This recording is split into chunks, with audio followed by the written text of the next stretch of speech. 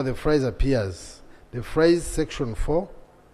Therefore, align the numbering of all sections in the bill to reflect the numbering reflected under the revised Road Fund Act, Cap 219, as at 1st July 2024. Justification: to align the numbering of all sections in the bill to reflect the numbering reflected under revised Road Fund Act, Cap 219, as at 1st July 2024. Minister. Thank you, Right Honourable Chair. Yes, we consider that proposal, and colleagues, maybe just note that when we are doing the cleanup of the bills after they've been passed here, all the bills that were started before 1st July 2024 will be realigned in numbering. We concede to this proposal. I put a question at clause 7 be amended as proposed. Those in favor say under contrary nay. The ayes have it. Clause 7 as amended. I put a question that clause 7 as amended stands part of the bill. Those in favor say under contrary nay. The ayes have it. Clause 8. I put a question that clause 8 stands part of the bill. Those in favor say under contrary nay. The ayes have it. Clause 9. I put a question that clause 9 stands part of the bill. Those in favor say under contrary nay. The ayes have it. Clause 10. I put a question that clause 10 stands part of the bill. Those in favor say under contrary nay. The ayes have it. Clause 11. I put a question that clause 11 stands part of the bill. Those in favor say under contrary nay. The ayes have it. Clause 12. I put a question that clause 12 stands part of the bill. Those in favor say under contrary nay. The ayes have it. Clause 13. I put a question that clause 13 stands part of the bill. Those in favor say under contrary nay. The ayes have it. Clause 14. I put a question that clause 14 stands part of the bill. Those in favor say under contrary nay. The ayes have it. Clause 15. I put a question that clause 15 stands part of the Chair, bill. I want to take a clarification. The minister said that there is this has no cost. Can there be a board without staff? And the clarification I'm seeking, because I want to move my amendment on that. I want you to help me.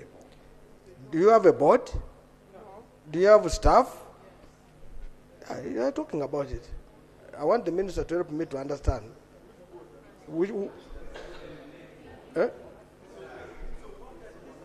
So, in short, this road fund had a board and a staff. So the minister said that there were no staff, we were just realigning.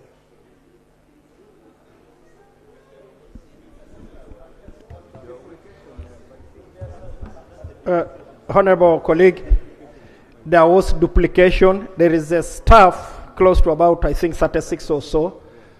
And all of them, if they do agree, will be moved to the ministry. That's why we're not repealing, we are amending. And this amendment allows this very good staff who have continued to be a conduit to now come and continue to be a conduit, but under the supervision of the ministry.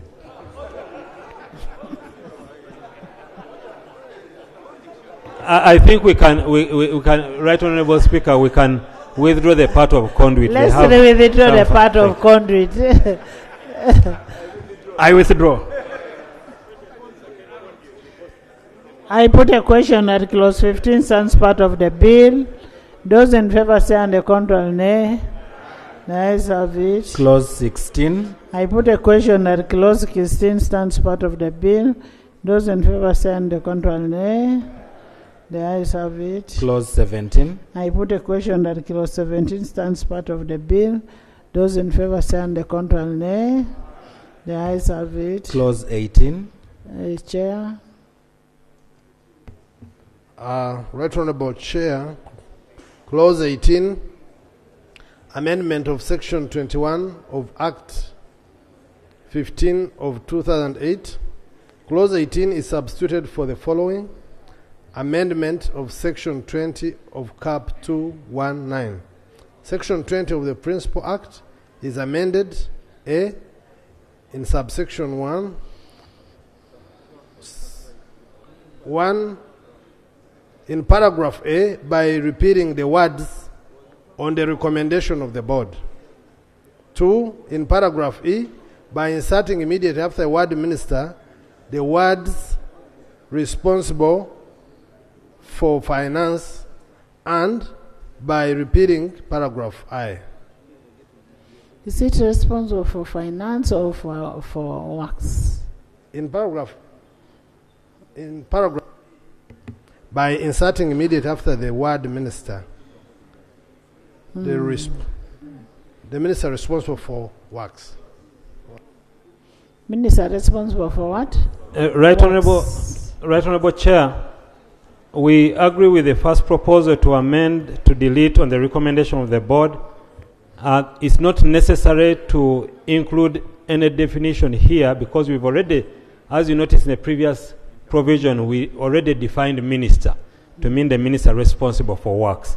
So we can leave that out. And on the third paragraph, we agree with it because section 34 referred to in paragraph I of section 20 has been repealed by clause 34. We agree with that. Okay. I put a question that section 18, clause 18 be amended as proposed. Those in favor say be amended as proposed by the Attorney General. Those in favor say and the contrary nay. The ayes have it. Clause 18 as amended. I put a question that clause 18 as amended stands part of the bill. Those in favor say and the contrary nay. The ayes have it. Clause 19. I put a question that clause 19 stands part of the bill. Those in favor say and the contrary nay. The ayes have it. Clause 20. I put a question that clause 20 stands part of the bill. Those in favor say and the contrary nay. The ayes have it. Clause 21. Chair. Right Honorable Chair, clause 21, amendment of section 24 of the Act 15 of 2008. Clause 21 is substituted for the following amendment of section 23 of the Principal Act. Section 23 of the Principal Act is amended A, by substituting for the word board wherever the word appears to ministry, and in B, in subsection 2, by substituting for the word roads the word finance. Works. Instead of finance, works.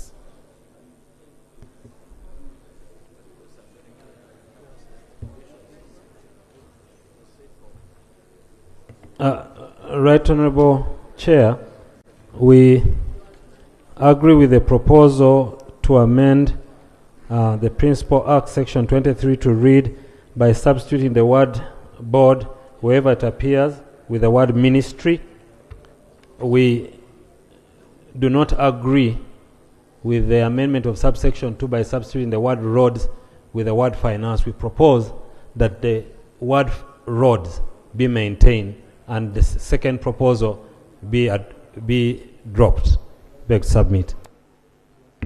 I concede, Right Honorable Chair. Thank you. I put a question that clause 21 be amended as proposed by Attorney General. Those in favor say and the contrary nay. The ayes have it. Clause 21 as amended. I put a question that clause 1 as amended. I put a question that clause 21 as amended stands part of the bill. Those in favor say and the contrary nay. The ayes have it. Clause 22. I put a question that clause 22 stands part of the bill. Those in favor say and the contrary nay. The ayes have it. Clause 23. Chair. Clause 23, amendment of section 26 of the Act 15 of 2008. Clause 23 is substituted for the following amendment of section 25 of Principal Act. Section 25 of the Principal Act is amended by substituting for the word board wherever the word appears to the ministry. B, I think I dropped that. C, in subsection 3 by repeating the words in consultation with the minister responsible for roads. We concur. Thank you. I put a question that clause 23 be amended as proposed. Those in favor say and the contrary nay. The ayes have it. Clause 23 as amended. I put a question that clause 23 as amended stands part of the bill. Those in favor say and the contrary nay. The ayes have it. Clause 24. I put a question that clause 24 stands part of the bill. Those in favor say and the contrary nay. The ayes have it. Clause 25. I put a question that clause 25 stands part of the bill. Those in favor say and the contrary nay.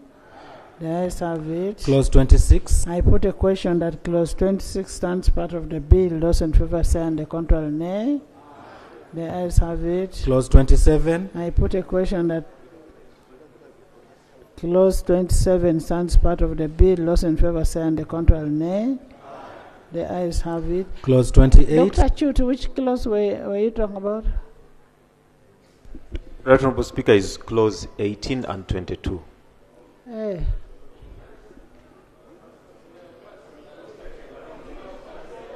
I would like to recommit once after. You'll first explain, and we understand. We see whether it can be a recommittal. Okay. Clause 27. I put a question that clause 27 stands part of the bill. Those in favor say and the contrary nay. The ayes have it. Clause 28. I put a question that clause 28 stands part of the bill. Those in favor say and the contrary nay. The ayes have it. Clause 29. I put a question that clause 29 stands part of the bill. Those in favor say and the contrary nay. The ayes have it. Clause 30. I put a question that clause 30 stands part of the bill. Those in favor say and the contrary nay. The ayes have it. Clause 31. I put a question that clause 31 stands part of the bill. Those in favor say and the contrary nay. The ayes have it. Clause 32. I put a question that clause 32 stands part of the bill. Those in favor say and the contrary nay. The ayes have it. Clause 33. I put a question that clause 33 stands part of the bill. Those in favor say and the contrary nay. The ayes have it. Clause 34.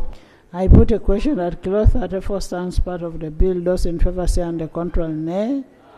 The ayes have it. Clause 35. I put a question that clause 35 stands part of the bill. Those in favor say and the contrary nay.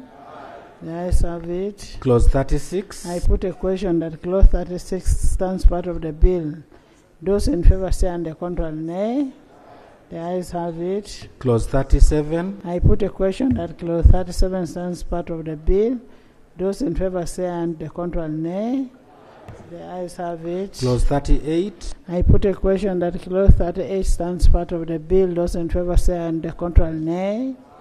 The ayes have it. Clause 39. I put a question that clause 39 stands part of the bill. Those in favor say and the contrary nay. The ayes have it. Clause 40. I put a question that clause 40 stands part of the bill. Those in favor say and the contrary nay. The ayes have it. Clause 41. I put a question that clause 41 stands part of the bill. Those in favor say and the contrary nay. The ayes have it. Clause 42. I put a question that clause 42 stands part of the bill. Those in favor say and the contrary nay. The ayes have it. Clause 43. I put a question that clause 43 stands part of the bill. Those in favor say and the contrary nay. The ayes have it. Clause 44. I put a chair. Thank you, Right Honorable Chair. Clause 44, amendment of Section 49 of Act 15 of 2008. Clause 44 is substituted for the following. Amendment of Section 48 of Principal Act. Section 48 of the Principal Act is amended A, by substituting for subsection 1 the following.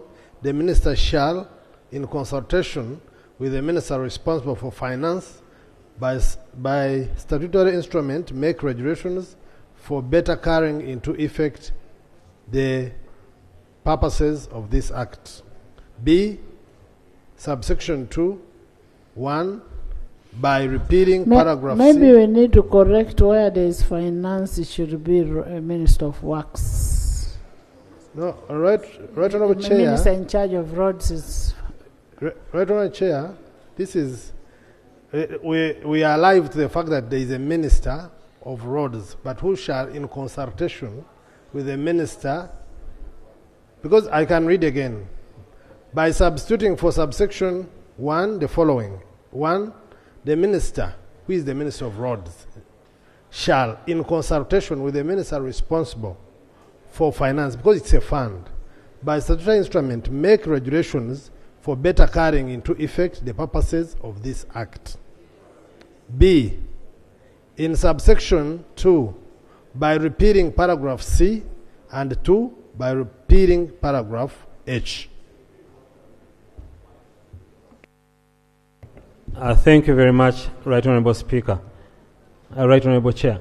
Right Honourable Chair and colleagues, I would like to, I'm trying to convince the chair of the committee and the members of the committee that we should just leave it as the Minister for Roads making statutory instruments for regulation and better carrying out.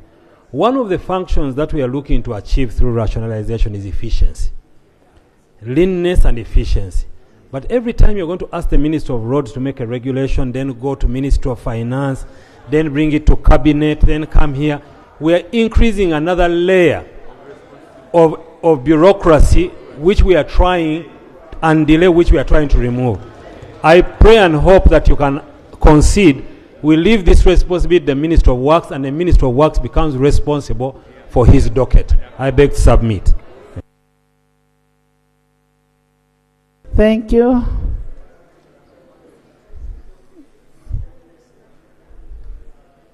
Right honourable chair, I concede. Thank you. On the other two proposals on amendment, we agree, Right Honourable Speaker, they are consequential to the decision to remove the investment arm of this process. Thank you. Thank you. I put a question that clause 44 be amended as proposed. Those in favor say on the contrary, nay.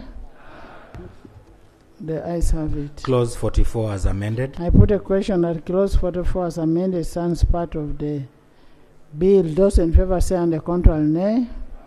The ayes have it. Clause 45. 45. Chair.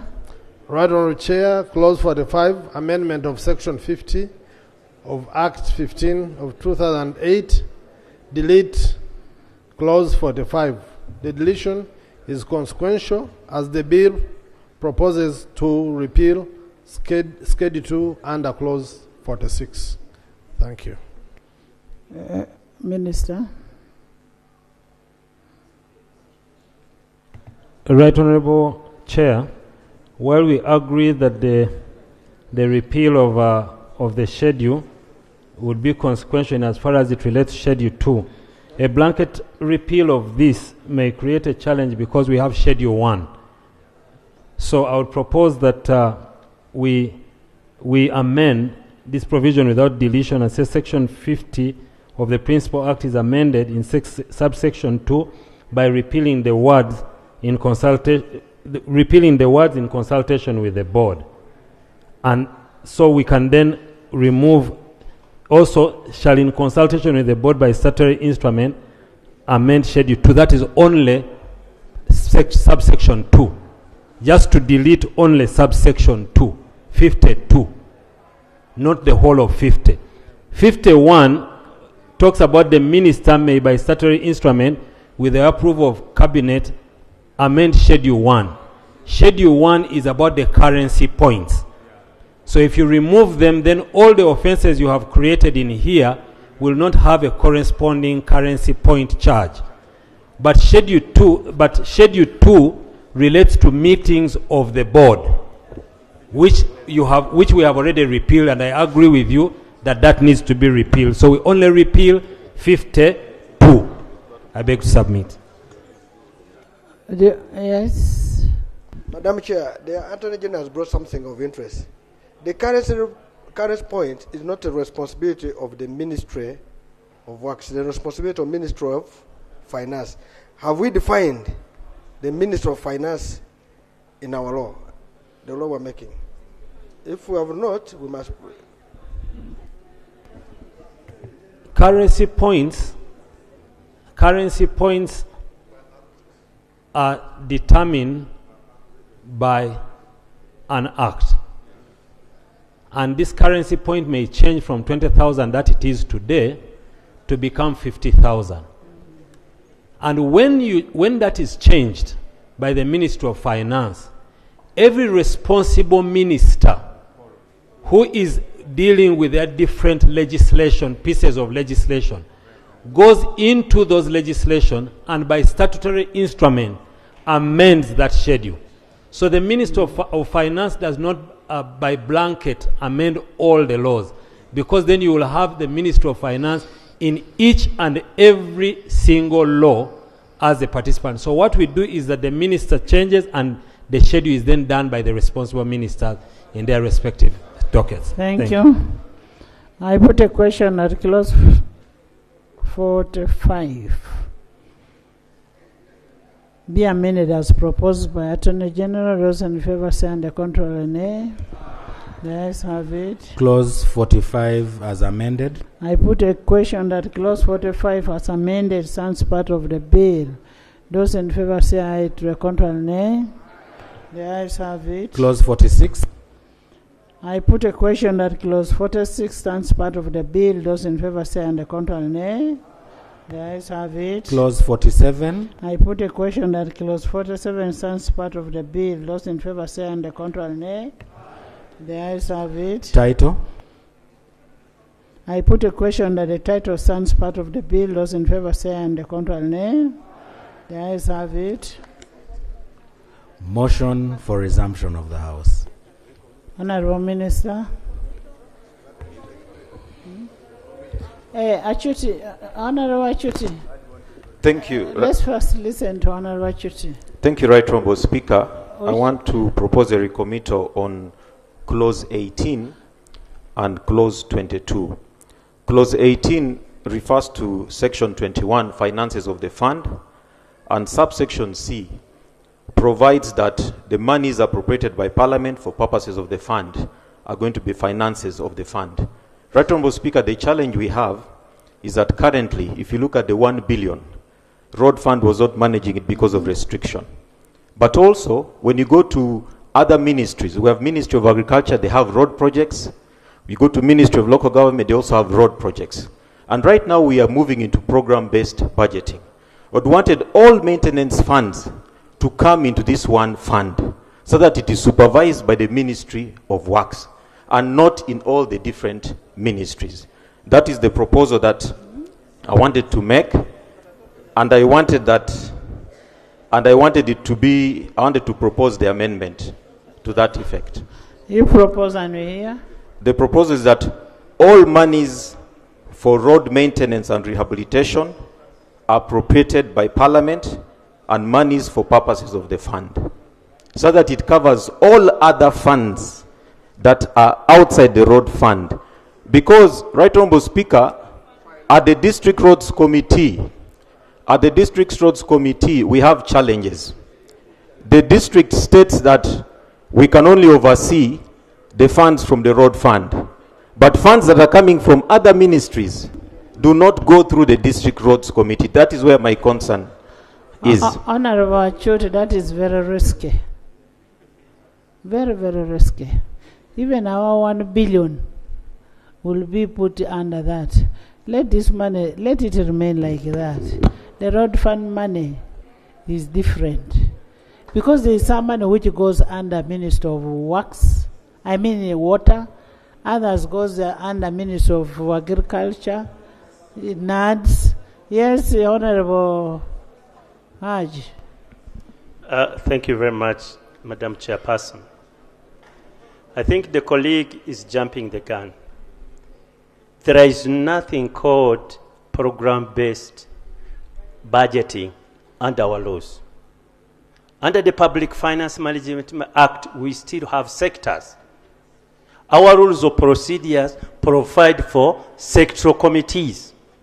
Until we amend the Public Finance Management Act and provide for program budgeting, we can't start legislating for programs. We can only legislate for sectors because that is the current law. Right, Honourable Speaker, I want to propose something. If it cannot come under the appropriation, let the District Roads Committee have powers under it, and we could amend Section 25(5) to accommodate that. It is already the district, the district committee already has powers under 25(2). Madam Chair, what I see, what Doctor is raising, he has a very big, valid point. We are trying to rationalize.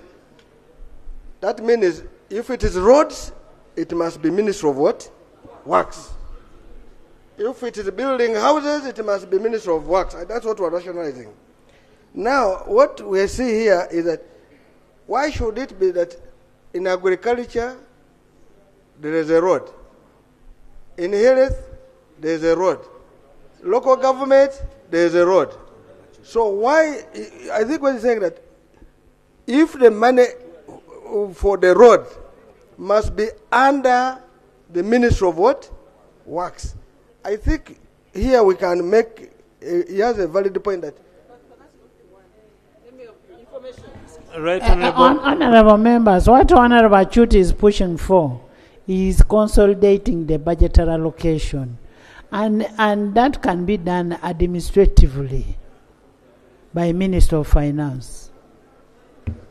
Right, Honourable Speaker and Honourable colleagues, his issue is a bit wider. While it can be done by finance or even at appropriation, there are issues of standardization.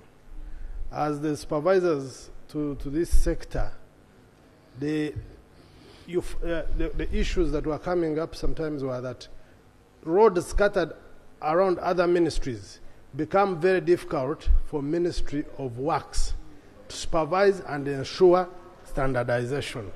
So as we debate it, we must also take it in context that it's not only about the money, but about the standardization of the entire infrastructure. Information. Information. Yes. Information, Madam Speaker. Yes. Madam Chair. Faith, Tony.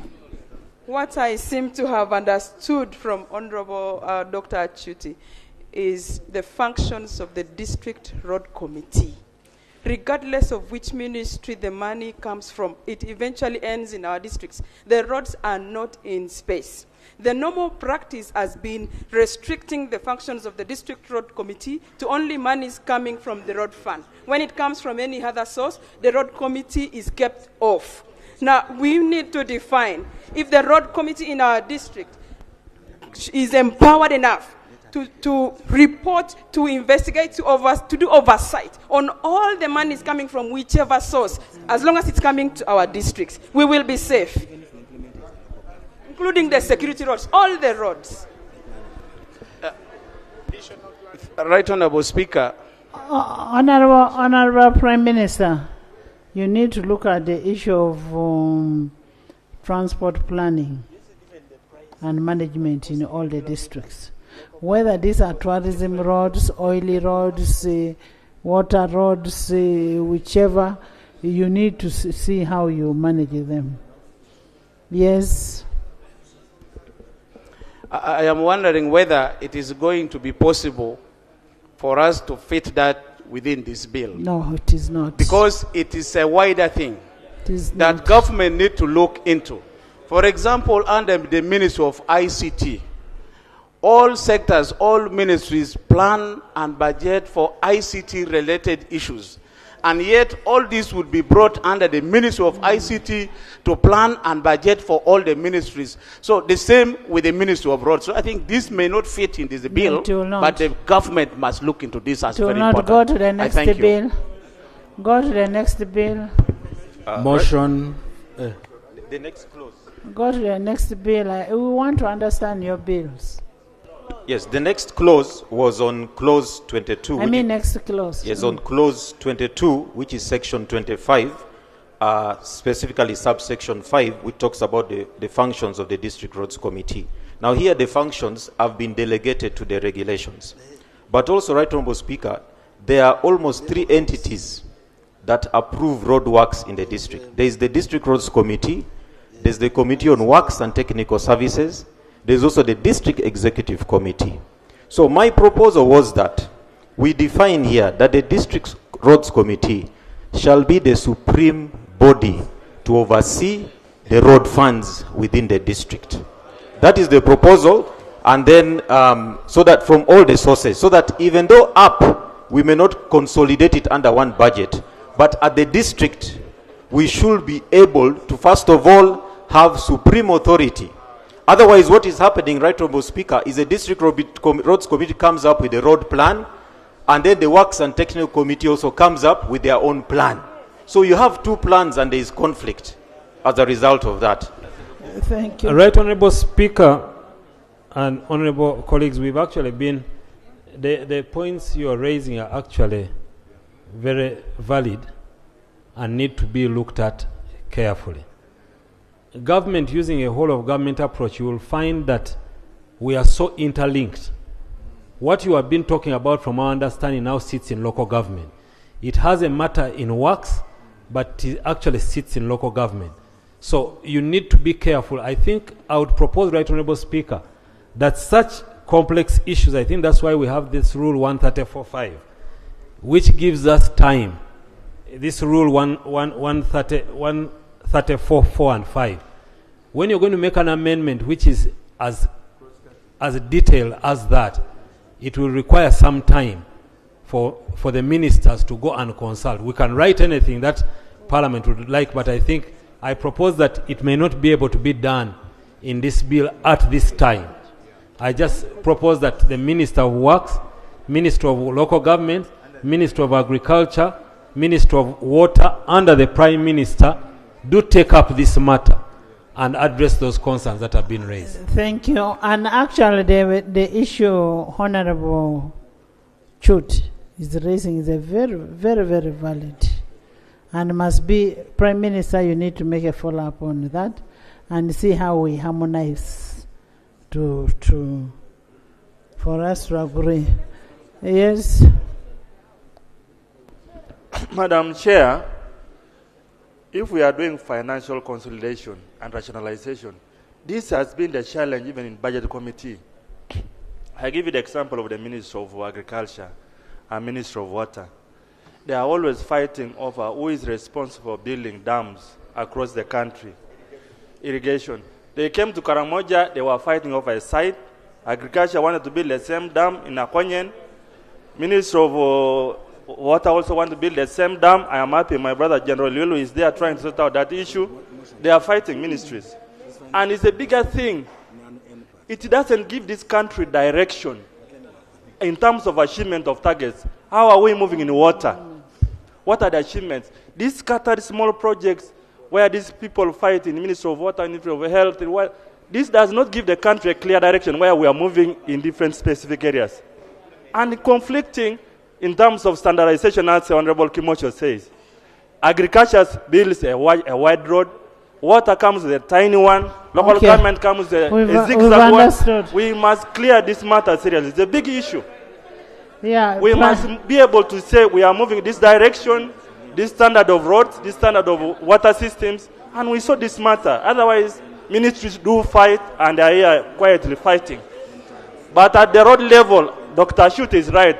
We must get that function streamlined now in this amendment to give powers to the District Roads Committee to supervise all road-related funds. Let's put that function in this road fund amendment. We'll capture it from here now so that we wait for them at the districts and supervise that matter. Right, Honourable Speaker and Honourable colleagues. What we are talking about requires a multi-sectoral approach. You cannot do everything. Let's not do some of these things in annoyance. It needs a lot of work to be done. Next. Motion for resumption of the House. Honorable Minister. Madam Chair, I beg to move that the House do resume and the Committee of the whole House reports thereto. I put a question that the House resumes and the Committee of the whole House reports thereto. Those in favor say and the contrary nay. The ayes have it.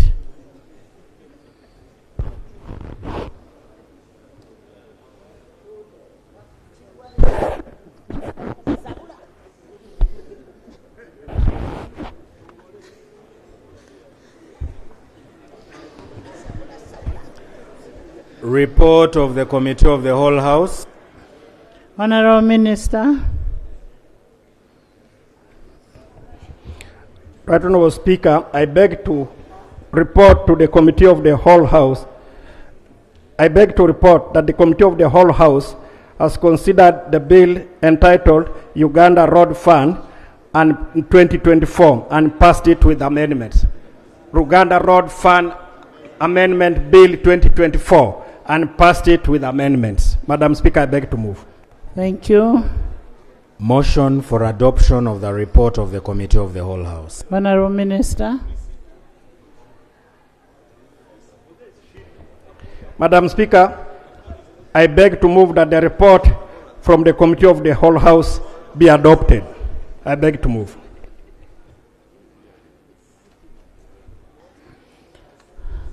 I put a question that the report of the Committee of the whole House be adopted by this August House. Those in favor say and the contrary nay. The ayes have it. Bill's third reading. The Uganda Road Fund Amendment Bill 2024. The quorum still stands. Honorable Minister.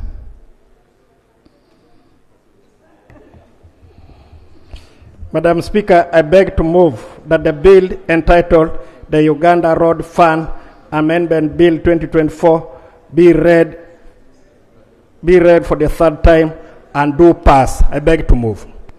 I put a question that the Uganda Road Fund Amendment Bill 2024 be read the third time and do pass. Those in favor say and the contrary nay.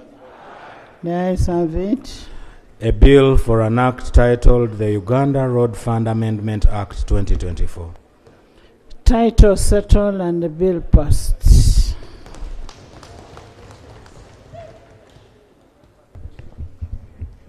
Madam Speaker and members, I'd like to take this opportunity to thank you very much for the well-conducted business.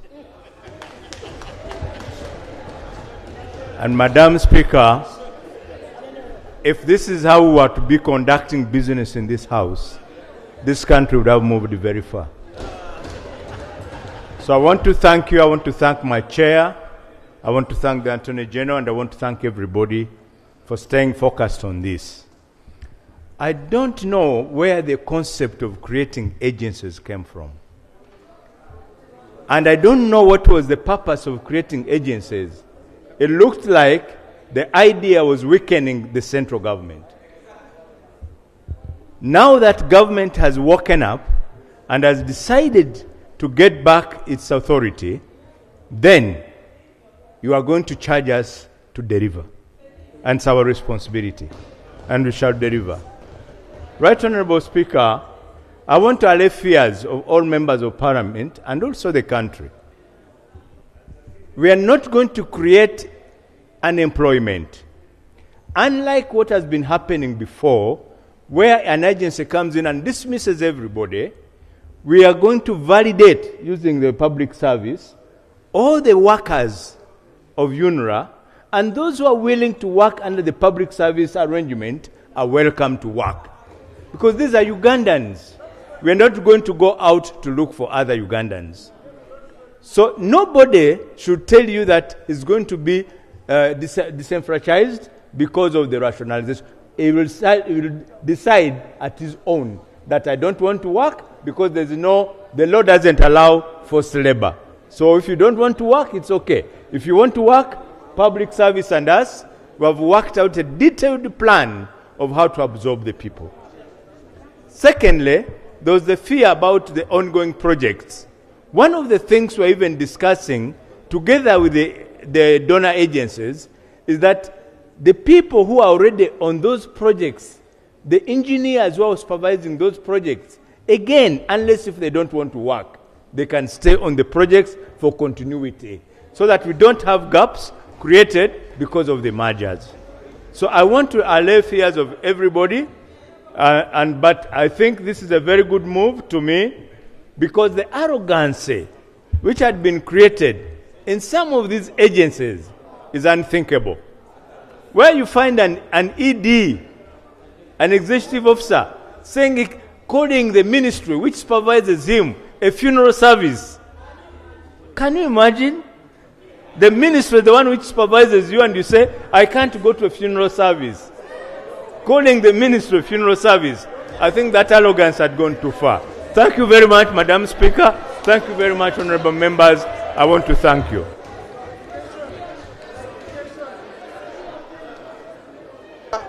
Procedure. Madam Speaker, procedure. Yes. Procedure. Let the chair finish, then you bring. Thank you very much. Thank you very much, Right Honorable Speaker. And I want to take this opportunity to thank you for your steady leadership and how you have. Members, give. Let's listen to the chair. Thank you very much, Right Honorable Speaker, for the steady leadership and how you have managed the process today. I want to thank, in a special way also, our government chief whip. This process has been very hectic. So you didn't clap for me because I didn't manage it?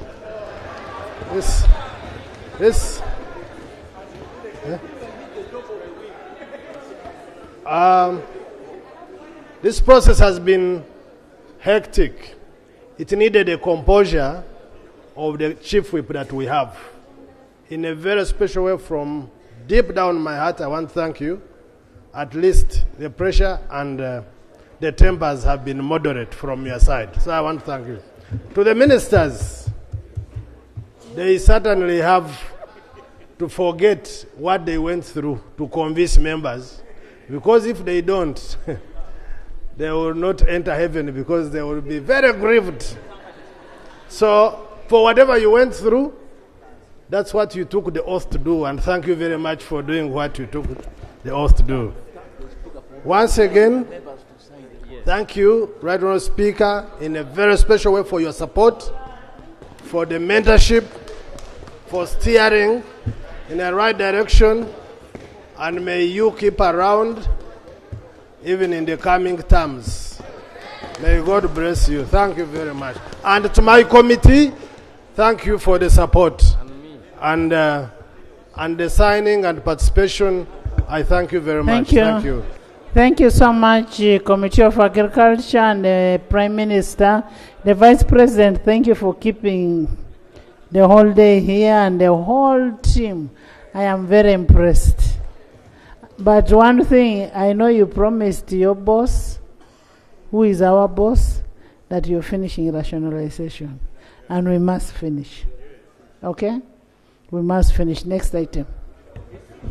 Item 7 on the order paper. Procedure, Madam Speaker. Bill second reading. Procedure. Yes, there's a procedure matter here. Thank you, Right Honourable Speaker. Procedure. Right Honourable Speaker, the last time before we adjourned, I actually raised this matter regarding funds to the districts under the road fund. When the districts were given... Dan Kimosho, the chief whip wants you. Right Honourable Speaker, when this House requested government to increase funding to the districts for road maintenance, the government actually agreed to top up what the road fund was giving us with 1 billion shillings. Unfortunately, Right Honourable Speaker, what has happened is that the money that the districts used to get from the road fund was actually cut, and now it is the 1 billion which is available. For example, in Tororo, we used to get 680, about 8 billion, million shillings. And with we thought with additional 1 billion, would be able to do something. Now what the district is getting is 20 million shillings per quarter, Right Honorable Speaker, from 688. And we have 42 sub-counties. Surely, how do you expect districts to maintain roads with the 26 million for a whole quarter? So, Right Honorable Speaker, the procedural issue that I'm raising is for the Minister of Finance to inform this House why they cut the monies that districts were receiving under the road fund. Because the 1 billion was supposed to be additional. Thank you, Right Honorable Speaker. Honorable Minister.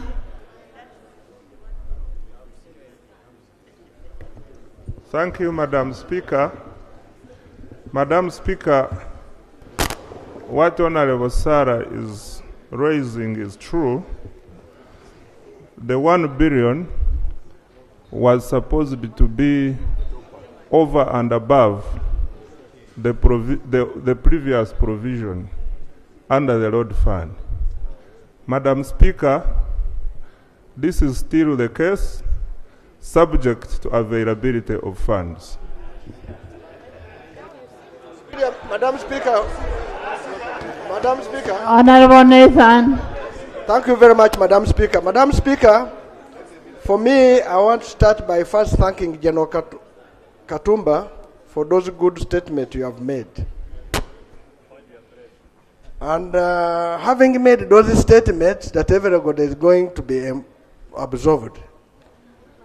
But I am worried that those who say the final service, am I sure, are you going to employ those who called you a final service? Number two, maybe you are calling them also final service. Number two, we know Minister of Works is fond of having engineers. At least engineers are okay.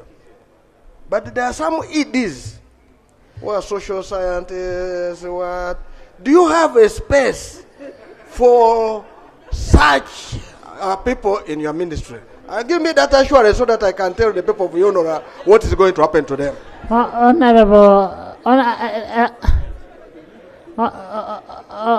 Mr. Kema, next item.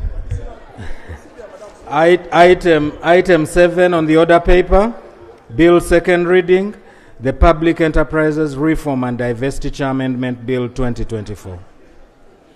Honorable members, as part of Government for Towards Rationalization, this same bill was laid on 24th September 2024. I want to invite the Minister to move a motion to the effect as per Rule 131 of the Rules of Procedure. Honorable Minister.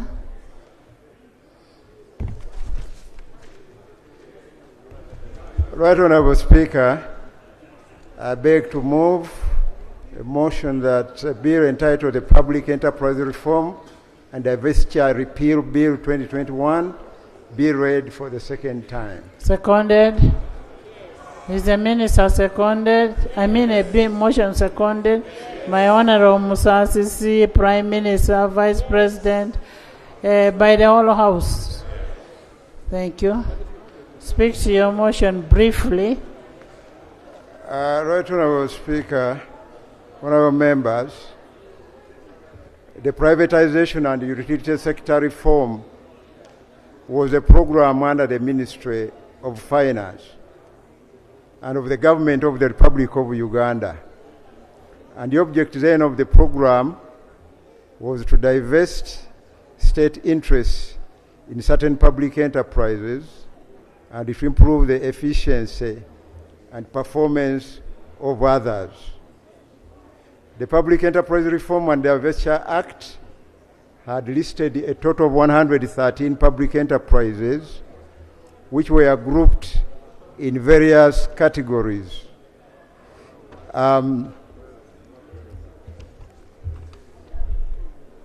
So in accordance with the Public Enterprise Reform and Divestiture Act, government divested a number of these state enterprises, leaving only those public enterprises listed in Class 1 and 2 of the Public Enterprise Reform and Divestiture Act, for which government is required to retain 100% shareholding, and those which the state is required to retain majority shareholding, and are therefore not available for divestiture. So this makes the Public Enterprise Reform and Divestiture Act spent since it had had the full effect. The intention of this bill, therefore, Right Honourable Speaker, is to repeal the Public Enterprise Reform and Divestiture Act 98, and has various provisions. Madam Speaker, I beg to submit.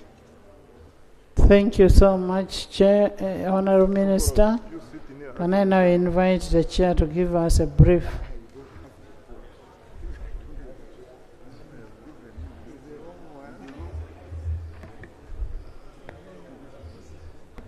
Thank you, Madam Speaker.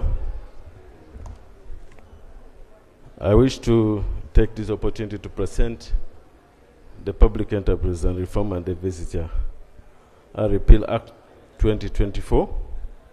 And before I do that, I wish to lay on the table the copy of the report and the minutes thereof. Please lay.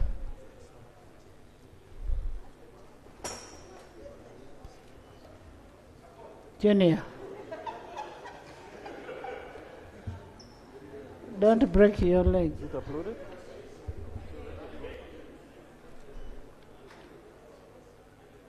Are you okay? Please help him.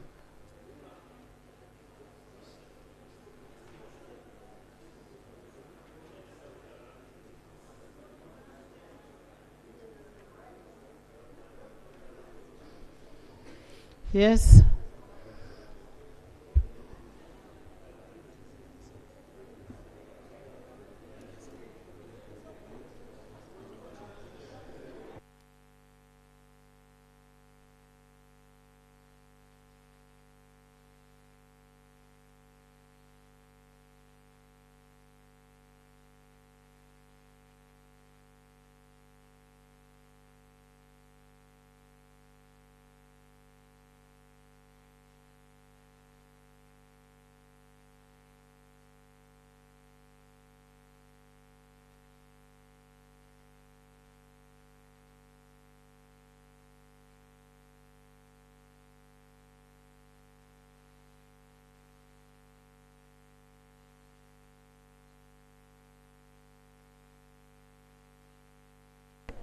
Thank you, Madam Speaker. I wish to go straight to the report. Introduction. Give us the recommendations.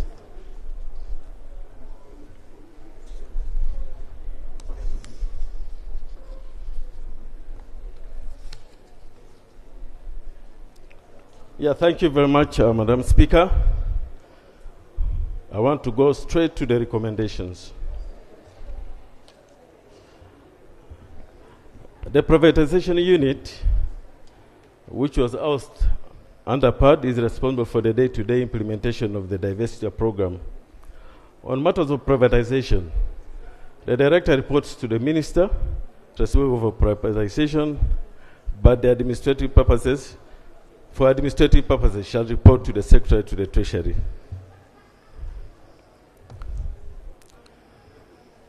To enable it to carry out the divestiture of public enterprises, the privatization unit causes detailed financial, legal, and operational analysis of the public enterprises to be carried out by independent auditors, lawyers, and other necessary advisors, and determines how the divestiture of the public enterprise may be implemented, and also causes evaluation of the assets of the public enterprise to be carried out by independent valuers.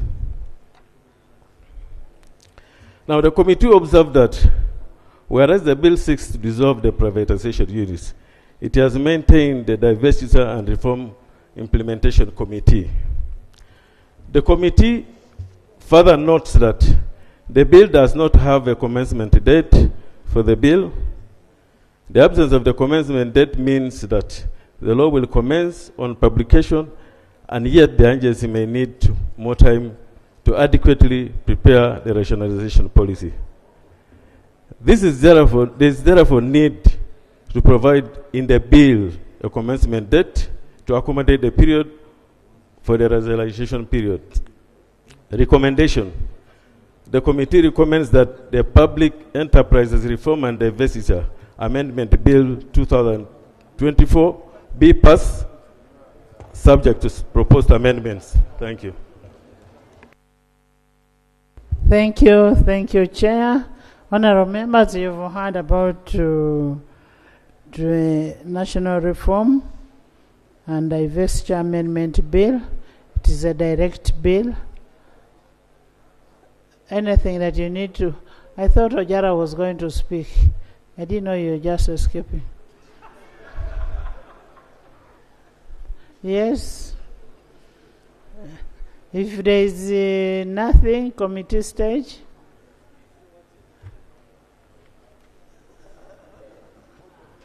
There is a motion. Madam Chair. Right Honorable Speaker, I beg to move that the House do moves to committee stage for consideration of the Public Enterprise Reform and Divestiture Act Amendment Bill 2024. I beg to move. Seconded. Seconded by Honorable Mara, by Shatis, by Shemesha, Professor, by the whole front, the Vice President, Jessica Alupo Epel, Honorable VP, by the whole front, by the whole House. I put a question that the Public Enterprise Reform and Divestiture Amendment Bill 2024 be read a second time. Those in favor say and the contrary nay. The ayes have it. The Public Enterprises Reform and Divestiture Amendment Bill 2024, Bills Committee stage.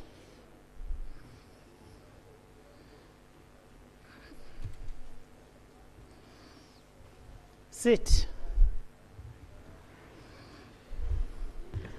Clause 1. I put a question that clause 1 stands part of the bill. Those in favor say and the contrary nay. Clause 2. I put a question that the clause 2 stands part of the bill. Those in favor say and the contrary nay. The ayes have it. Clause 3. I put a question that clause 3 stands part of the bill. Those in favor say and the contrary nay. The ayes have it. Clause 4. I put a question that clause 4 stands part of the bill. Those in favor say and the contrary nay. The ayes have it. Clause 5. I put a question that clause 5 stands part of the bill. Those in favor say and the contrary nay. The ayes have it. Clause 6. I put a question that clause 6 stands part of the bill. Those in favor say and the contrary nay. The ayes have it. Clause 7. I put a question that clause 7 stands part of the bill. Those in favor say and the contrary nay. The ayes have it.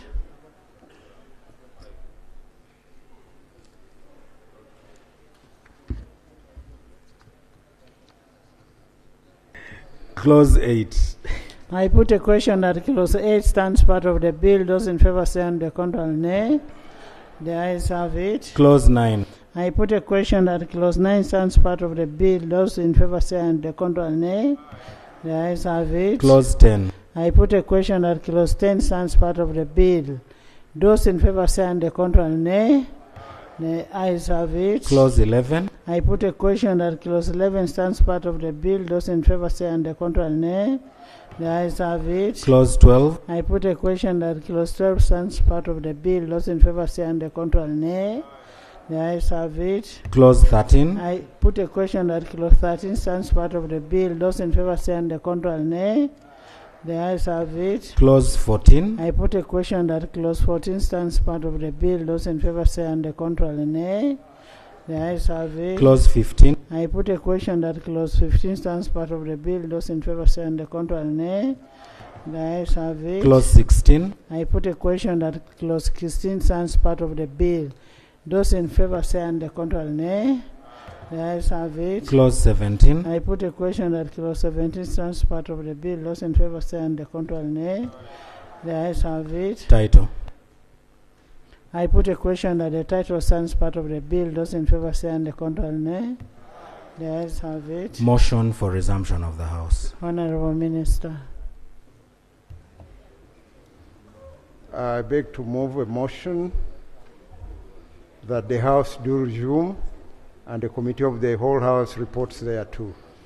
I put a question that the House does resume and the Committee of the whole House reports thereto. Those in favor say aye, to the contrary nay. The ayes have it.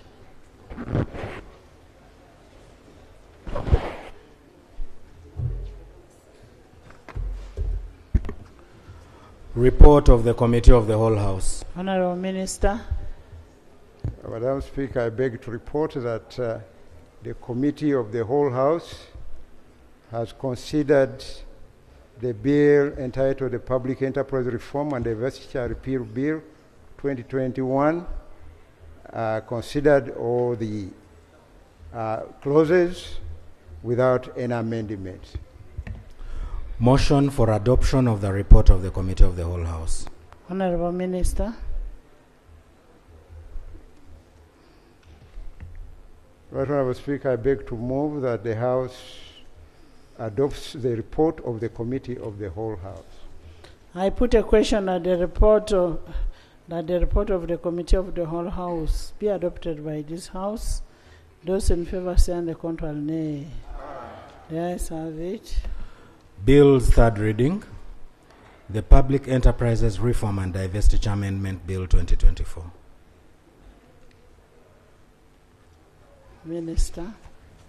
Right Honorable Speaker, I beg to move that the bill entitled the Public Enterprise Reform and Divestiture Repeal Bill 2024 be read for the third time and do pass.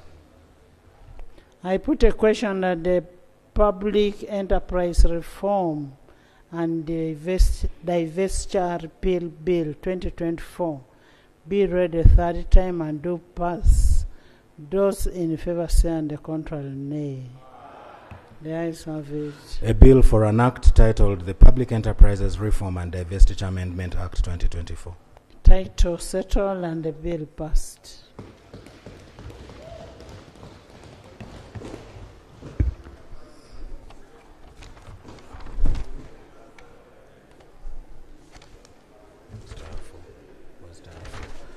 Item 8 on the order paper. Bill second reading. The Tier 4 Microfinance Institutions and Moneylenders Amendment Bill 2024.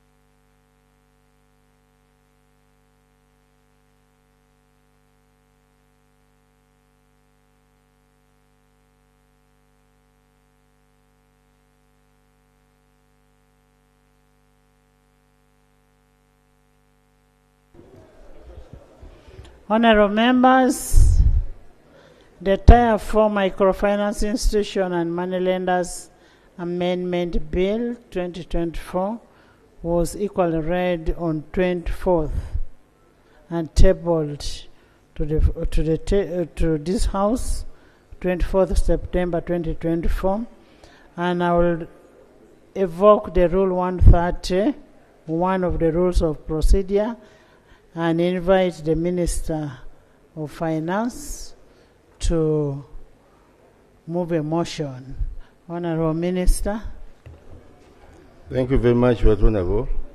Right Honourable Speaker, I beg to move a motion that the bill titled Tier 4 Microfinance Institutions and Moneylenders Amendment Bill 2024 be read for the second time. I beg to move.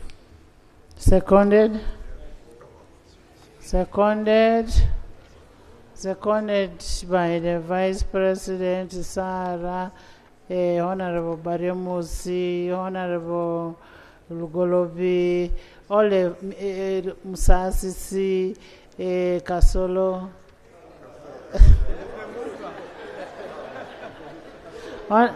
Okay, Honorable Haruna. Honorable Haruna, Dr. Jena Chen, Honorable Mayanja, Honorable Mbadi, Honorable Elwelu, by the Hollow House, Honorable Fox, Honorable Katuntu, Honorable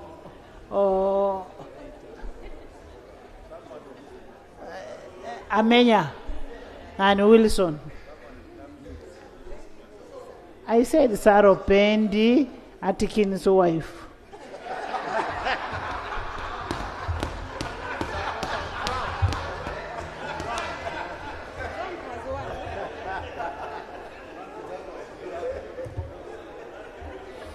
Would you love to speak to your motion? Thank you very much, Right Honourable. I did see Honorable Kabanda seconding. He did. Honorable Kabanda, the General Secretary. Honorable Kabanda, your subordinate is here. Thank you very much, Right Honourable. Right Honourable Speaker, this bill intends to give effect to the government policy for rationalization of government agencies and public expenditure, which was adopted by Cabinet on 22nd February 2021. It will also facilitate, it will promote coordinated administrative arrangements, policies and procedures for ensuring the efficient and successful management, financial accounting and budgetary discipline of government agencies and departments, to also enable government to play its proper role more efficiently and effectively. I beg to submit, Right Honourable Speaker. Thank you, Chair. Thank you, Right Honourable Speaker and Honourable Minister. This assignment was given to the committee, and we hereby report. And allow me to lay on table the minutes and other documentation that the committee went through. I hereby lay. Please do. Right Honourable Speaker and Honourable colleagues, at the 22nd sitting of the third session of the Parliament held on the 24th September 2024, the Honourable Minister Henry Musasi, the Minister of State for Finance. Can you give us your observations and your Thank you, Right recommendations? Much obliged.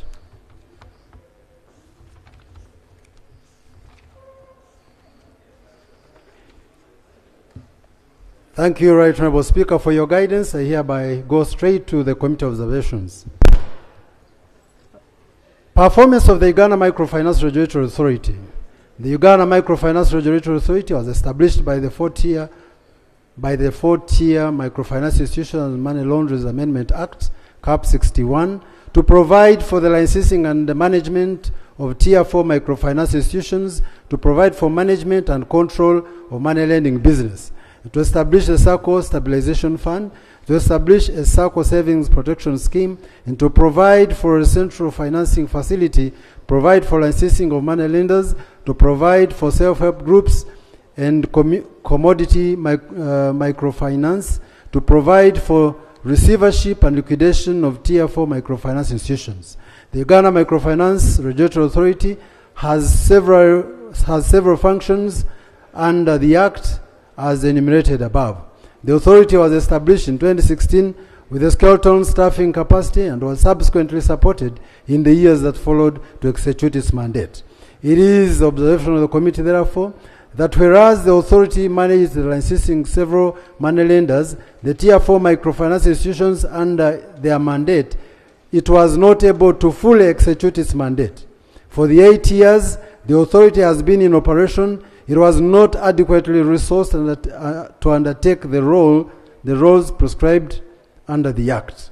The committee further observed that the increased provision of the financial services like parish development model, SACCOs, PDM, the similar interests across the country, there is a need to increase a robust regulation in the sector.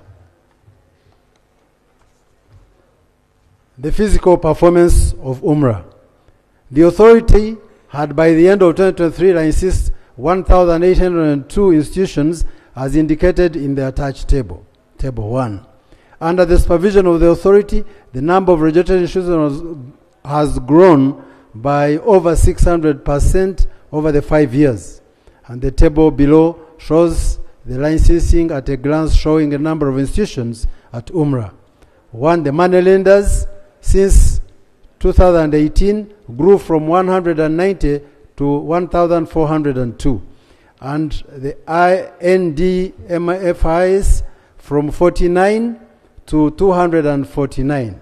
The SACCOs from 2021 grew from 25 to 151. In actual sense, the total are equal to 1,802. Right Honorable Speaker, unfulfilled mandate of UMRA. The committee has established that whereas the authority has been in office for 6 years, including a slowdown of activities during the COVID-19 related lockdown, many of the outputs provided for in the Tier 4 Microfinance Institution and Money Lenders Act was never delivered. The authority failed to deliver on 1, SACCO Stabilization Fund and SACCO Savings Protection Scheme. 2, supporting SACCOs to establish a central financing facility for them to borrow from each other. And 3, implementation of the credit information sharing mechanism. Its purpose is to establish a national database for credit history in the sector to create credit reporting as a collateral similar to the Credit Reference Bureau in the commercial banks. And 4, drive digital transformation of the Tier 4 sector through automated licensing and regulatory reporting. This would have helped in monitoring the actual revenue due to the assessment by URA. This would have enhanced government revenue collection. Currently, it remains a challenge to aggregate all revenue from the sector. Issuance of digital lending guidelines to monitor and supervise digital lenders, which is a tool for curbing money laundering. Financial literacy and awareness. Adequate financial literacy and awareness campaigns to provide the public interest in money lending transactions, create public awareness in financial services, and address complaints has not been done. The interest rates. Uganda operates a liberal economy where the private sector makes decisions based on the forces of demand and supply. And whereas for a long time the cost of borrowing has been generally recognized as being so high from all categories, the financial institutions, the interest rate charged by the SACCOs, microfinance institutions and money lenders makes it extremely hard for most borrowers to pay back loans, resulting into foreclosures. This has stifled the businesses since most of the business capital and income is dedicated to and drained by debt servicing. Section 89 of the Tier 4 Microfinance Institutions and the Money Lenders Act 2016 mandates the Minister responsible for finance to, in consultation with UMRA, by notice in the Gazette, prescribe a maximum interest rate which money lenders shall charge. The committee established from the Bank of Uganda that whereas the average lending rate of commercial banks is around 18.3%, a typical SACCO lends it's at least 3% per month or 36% per annum. Money lenders on average lend at 10% per month or 120 per annum. Now, therefore, despite Uganda running a liberal economy, the gap between a lending rate of commercial banks, that is 18.3, and the money lenders annual lending rate, 120%, is the reason Parliament passed Section 89 of the Tier 4 Microfinance Institution and Money Lenders Act for the Minister to at least provide some level of control that leaves both the borrower and the lender better off economically. The committee noted that for 8 years since the Tier 4 Microfinance and Money Lenders Act came into force, Section 89 of the Act, which mandates the Minister to prescribe the maximum interest which a money lender should charge, has never been operationalized. Various statutory mandates and responsibilities of the SACCOs. The committee observed that registration, licensing, regulation of SACCOs is conducted by multiple agencies of government. SACCOs report to the Commissioner of Cooperatives in the Ministry of Trade and Cooperatives. The same SACCOs report to UMRA under the Ministry of Finance, Planning and Economic Development as provided for in the Tier 4 Microfinance Institutions and Money Lenders Act. For many SACCOs whose capital base has expanded to at least 25 billion Uganda shillings, the Financial Institutions Act recognizes that such institutions should migrate to a higher level of regulation under the Bank of Uganda. Proposed mainstreaming structure and functions. According to the Ministry of Public Services, a new department to be created, the Microfinance Tier 4 Management Department, will be created in the Ministry of Finance, Planning and Economic Development to take up all the functions of the UMRA as provided for under the Act. Accordingly, the department shall be headed by a commissioner under the Directorate of Economic Affairs. The commissioner shall be assisted by one assistant commissioner. Other officers in the proposed department include 3 principal officers, 7 senior officers, 20 compliance officers, 2 legal officers, as well as 7 other staffs. Although the proposed structure in the ministry responsible for finance has been set, the attendant regulation assigns respective roles to the commissioner are yet to be drafted. There may be lost time between drafting, approving, and gazetting regulations after the proposed amendment of the Tier 4 Microfinance Institutions and Money Lenders Amendment Bill 2024. This may create regulatory vacuum. Expected savings by government. One of the government's main objectives of rationalization policy is to relieve the government of the financial drain on its resources and the burden of wasteful administration and expenditure. And as such, the proposed mainstreaming of UMRA into the Ministry of Finance, Planning and Economic Development is expected to make savings for government. In terms of rent, reduction in wage structure, the NSSF remittances, gratuity, the board expenses, other attendant administrative recurrent costs. In total, government is expected to save approximately 6.7 billion in the first year of mainstreaming the authority. And we have put the table to portray exactly that. Recommendations. The committee recommends 1. License backlog.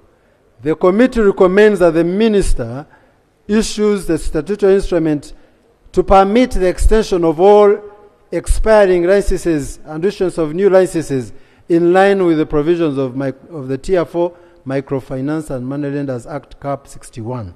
This will solve the problem of the current large stocks of licensing backlog at UMRA. 2. Regulations and guidelines. The minister should fast-track all the necessary amendments to the regulations and guidelines to ensure that it's in tandem with the amendment.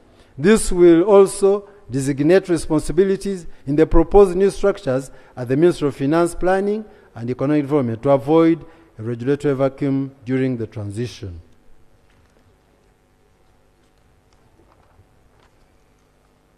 Madam Speaker and honorable colleagues, interest rates.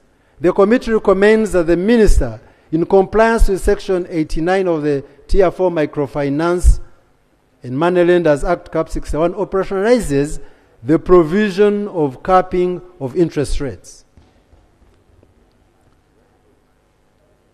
facilitation of a new departmental structure.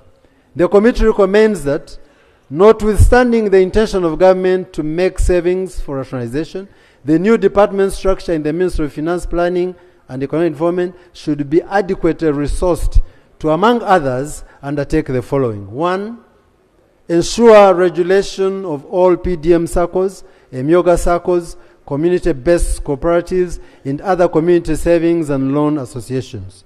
And 2, in compliance with sections 53, 54, 55, 56, and 57 of the Act, lead to establishment of the SACCO Stabilization Fund and the SACCO Savings Protection Scheme. And 3, in compliance with Section 60 of the Act, support SACCOs to establish a central financing facility for them to borrow from each other. 4, to continue to play the role of the statutory mediator between borrowers and the Tier 4 microfinance and money lenders. Digitally transforming the sector. We propose that the ministry digitally transforms the sector by implementation of the credit information sharing mechanism. The department should establish a national database for credit history in the sector to create credit reporting as collateral, similar to the Credit Reference Bureau for the underserved, while mitigating credit risk for Tier 4 institutions and money lenders in order to operationalize Section 8, subsection 2L of the Tier 4 microfinance institution and money lenders. Drive digital transformation of the Tier 4 sector through automated licensing and regulatory reporting. This is intended to, among others, support government in tax assessments as provided for in the various tax laws of Uganda. Issuance of digital lending guidelines to monitor and supervise digital lenders. This is a tool to curb possible money laundering. Financial literacy and awareness. As part of its work plan, the department should enhance financial literacy and awareness campaigns to cater for creation of public awareness on the financial services and addressing complaints, engaging members of the public on their rights as consumers of the financial products, builds market confidence, which is a key ingredient in the financial inclusion. This will expand the regulatory footprint across the country and improve the coverage into the money economy. Harmonization of the SACCO registration, licensing, and regulation. The committee recommends the Attorney General supports the ministries responsible for cooperatives and the Ministry of Finance to harmonize the various laws and regulations of the SACCOs. In conclusion, Honorable Speaker and colleagues, in conclusion, in light of the above, the committee observes on the proposed amendments of Tier 4 microfinance institutions and money lenders Act Cap 61, and also aware of the government policy of rationalization of its agencies and respective objects of RAPEX. The committee recommends that the Tier 4 microfinance institution and money lenders Amendment Bill 2024 be amended and have the functions of UMRA mainstreamed in the Ministry of Finance, Planning and Economic Development. I beg to submit right now. Thank you so much, Chair. Thank you. Azza Tom. Honorable Azza. Thank you very much, Right Honorable Speaker. Right Honorable Speaker, I hereby move a motion that the bill titled Tier 4 Microfinance Institutions and Money Lenders Amendment Bill 2024 goes to the next stage. That's the committee stage. I beg to move. Thank you very much. Seconded by Honorable Okanya. Ekanya. By Honorable Aliek, by Olanya, by Dokolo, by Kwania, Nelson Kwania, Maruzi North. Honorable Nathan. By Honorable Nathan, by Honorable Fox, Honorable Uganda, Honorable VP, Honorable Dr. Barrio Musi, by Honorable Musasisi, the Minister of Finance, Honorable Lugolovi, Minister of Finance, by by the whole House, including Eddie, including Dr. Cheng, Silo. Honorable members, I put a question that the Tier 4 Microfinance Institutions and Moneylenders Amendment Bill 2024 be read for the second time. Those in favor say and the contrary nay. The ayes have it. The Tier 4 Microfinance Institutions and Moneylenders Amendment Bill 2024, Bills Committee stage.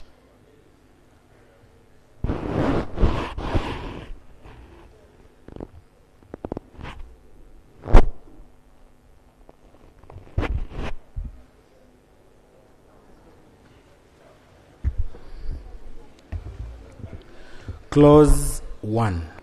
I put a question that clause 1 stands part of the bill. Those in favor say and the contrary nay. The ayes have it. Clause 2. I put a question that clause 2 stands part of the bill. Those in favor say and the contrary nay. The ayes have it. Clause 3. Chair.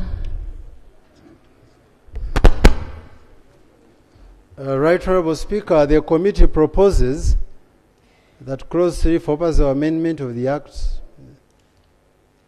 Clause 3 is amended by substituting for the words Act 18 of 2016 by the words Cap 61, and therefore wherever the word appears in the bill. Justification to align the provisions of the bill with the revised laws of Uganda as of July 1st, 2024. AG. And no objection, I thank the committee. I put a question that the clause 3 be amended as proposed. Those in favor say and the contrary nay. The ayes have it. Clause 3 as amended. I put a question that clause 3 as amended stands part of the bill. Those in favor say and the contrary nay. The ayes have it. Clause 4. I put a question that clause 4 stands part of the bill. Those in favor say and the contrary nay. The ayes have it. Clause 5. Chair. Honourable Chair, the committee proposes under clause 5, which is responsibility for functions under Principal Act. The clause 5 be amended in the head note by substituting for words Principal Act the words Cap 61. Justification to align the bill with the citation of Tier 4 Microfinance Institutions and Moneylenders Act Cap 61. Minister. No objection, Right Honourable Speaker. I put a question that clause 5 be amended as proposed. Those in favor say and the contrary nay. The ayes have it. Clause 5 as amended. I put a question that clause 5 as amended stands part of the bill. Those in favor say and the contrary nay. The ayes have it. Clause 6. I put a question that clause 6 stands part of the bill. Those in favor say and the contrary nay. The ayes have it. Clause 7. Chair. Madam Chair and honourable colleagues, the committee proposes amendment of Section 5 of the Principal Act. That clause 7 is amended in the head note by substituting for the words Section 5, the word Section 4, and thereafter realign the numbering of the bill with the numbering in the revised Tier 4 Microfinance Institutions and Moneylenders Act, Cap 61. Justification to align the numbering of the section with the revised laws of Uganda as at July 2024, the 7th edition. Thank you, Right Honourable Speaker. Right Honourable Speaker and honourable colleagues, we do agree with that amendment, but at the time of cleaning up of the bill, there will be a realignment of all the bills that had been presented to this House before the 1st of July 2024 to be in tandem with the new laws of Uganda as approved by this House. Beg to submit. So you agree with the amendment? Yes, Right Honourable Speaker, I agree with the amendment. Thank you. I put a question that clause 7 be amended as proposed. Those in favor say and the contrary nay. The ayes have it. Clause 7 as amended. I put a question that clause 7 as amended stands part of the bill. Those in favor say and the contrary nay. The ayes have it. Clause 8. I put a question that clause 8 stands part of the bill. Those in favor say and the contrary nay. The ayes have it. Clause 9. I put a question that clause 9 stands part of the bill. Those in favor say and the contrary nay. The ayes have it. Clause 10. I put a question that clause 10 stands part of the bill. Those in favor say and the contrary nay. The ayes have it. Clause 11. Chair. Madam Chair, the committee proposes that clause 11 be amended by amendment of section 8 of the Act 8 of 2016. Substitution of clause 11 of the bill, the following. 11, amendment of section 8 of the Principal Act. Section 8 of the Principal Act is amended, A, in subsection 1, by substituting the word authority and the word ministry. And 2, by deleting the word licensing. B, by inserting immediately after subsection 1 the following. 1A, the minister is responsible for A, licensing Tier 4 microfinance institutions and money lenders, and B, prescribing the minimum capital requirement of the Tier 4 microfinance institutions. And C, in subsection 2, I, in the chapter, by substituting for the word authority the word ministry, and 2, by repealing the paragraph A, M, and N. Justification: to apportion the functions that were being performed by the authority to the ministry and to the minister and the minister, I beg your pardon. Honorable AG. Thank you, Right Honorable Speaker. Right Honorable Chair. Right Honorable Chair, Section 8, as it reads today, reads that the authority is responsible for regulating, licensing, and supervising Tier 4 microfinance institutions and money lenders. The proposal being made is to delete the word licensing from this provision. I beg to convince the committee chair and its members that with just amending that the ministry is responsible for regulating, licensing, and supervision of Tier 4 microfinance institutions and money lenders without removing the function of licensing from that provision. The rest of the second provision, therefore, is a repetition of what was being deleted, because in this proposal that you make is to say that the minister is responsible for licensing, which is what was originally in the bill. I propose that the amendment be dropped and the bill be left as it is, but I agree that the change from authority to minister be adopted by this meeting, by the House. Yes. Yes, Honorable Nathan. Madam Chair, thank you very much. As the Attorney General is talking about licensing, I think again I'm getting another feel, which I want to agree maybe with the chairman. Licensing, how can the Ministry of Finance license circles? Maybe if it's a circle, it should be under cooperatives. If it is a bank, it should be Bank of Uganda. Don't you Money think? lenders. Even money lender, Bank of Uganda, because that's lending. No. Who has been money licensing? Money lenders, they would get their license from court. From court. You can receive in Kasolo, I think, wants now get the power to From Umura. He wants now to become here licensing money lenders. We shall have a problem. Madam, this one we have to be very careful. No, we are not looking at the person, but no. Even the Kasolo, even if another one. So, Madam Chair, having seen what the Attorney General has spoken, I want to okay. When your boss is speaking, you don't interrupt. No, let me give him so that. Madam Speaker, I'm seeking clarification from Honorable Nandala because he taught me some economics. We have the Financial Institution Act, which gives Bank of Uganda to license money lenders of certain threshold. Then we have the Cooperative Act, which also gives mandate to Minister of Cooperative. So can you guide us? What approach should we take? First of all, you should know that we have tier 1, tier 2, tier 3, tier 4.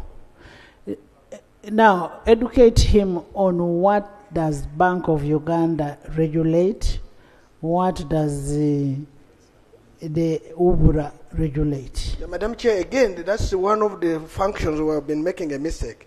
If a sector is dealing with money, we should allow it to deal with money. If it's dealing with cows, there's no big cow, there's no small cow. That's why, yes, it's a cow. So if Bank of Uganda is the one managing financial services, it should be really to be given the responsibility.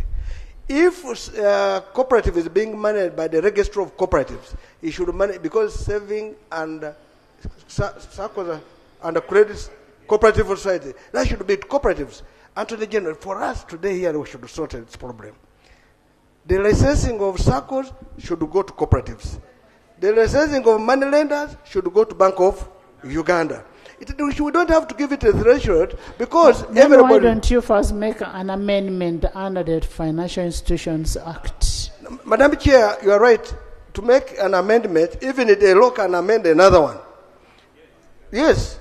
If we decide that today we're saying Bank of Uganda, we're giving you more responsibility, it is. If you say Ministry of Finance is the one to deal with the money lender, it has no capacity to evaluate creditworthiness of a human being or theft of the human being. If you are talking about circles, the person responsible for circles, who gets a circles, is, you see, you can say yes or bad, because you are there now. Tomorrow you will go away, they will bring a wrong person. For you may have... Okay, let me... Madam Chair, I want us to be on the same page with the Honorable Nandara. In 2016, we enacted a law called Uganda Tier 4 Microfinance Institutions and Money Lenders Act. And we gave functions. We created an authority called UMRA, and we gave... As a regulator. As a regulator, we gave it functions, among which was to regulate and license money lenders, circles, etc., etc. That is under Tier 4. Yes, under Tier 4. And the village VLSS. So from the way Honorable Nandara is submitting, it's like as if these functions have not been anywhere under the armpit of Ministry of Finance. We have been exercising them through an authority called... Thank you very much, I want us to argue I want to tell you, you are by then you are my chair of Finance Committee. You know how it came up. We said we wanted this function to go to Bank of what? Uganda. Even you remember at that time we had to put here, then they said, no, we should create some law to manage Tier what? Tier 4. If we had agreed at that time with that error we made, this function should have gone to Bank of Uganda in 2016. Honorable Musasisi, what Honorable Nandara is saying, from Tier 1 to Tier 4, since they all relate to finances, they should be regulated by a Bank of Uganda. That's what he's saying. Right, Honorable Speaker. What the Honorable Member is saying sounds quite convincing. I am always cautious with dealing with some of these things holistically on the whim. We have a position right now where UMRA was doing this work, and has happened since 2016. Obviously, we are saying that we may want to have a rethink on whether it should go there. And if we would like to make a rethink, why don't we deal with the issue that we are dealing with now, and then have the committee address its mind to that issue carefully and holistically, then come back to the House on this issue. Honorable KK, my Attorney General, I want to tell you what happened. Honorable Musasi was a chair of Finance Committee. The whole committee agreed that these things of money should go to Bank of what? Uganda. It is the government which said, okay, let us create tier 4 and put it somewhere. But at an appropriate time they were saying when it upgrades. But our argument was saying, even if it is small, the person responsible for money in the financial institution is the Bank of Uganda. And that's why we said, even the circles. So, Madam Speaker, this is an appropriate time. But Honorable AG,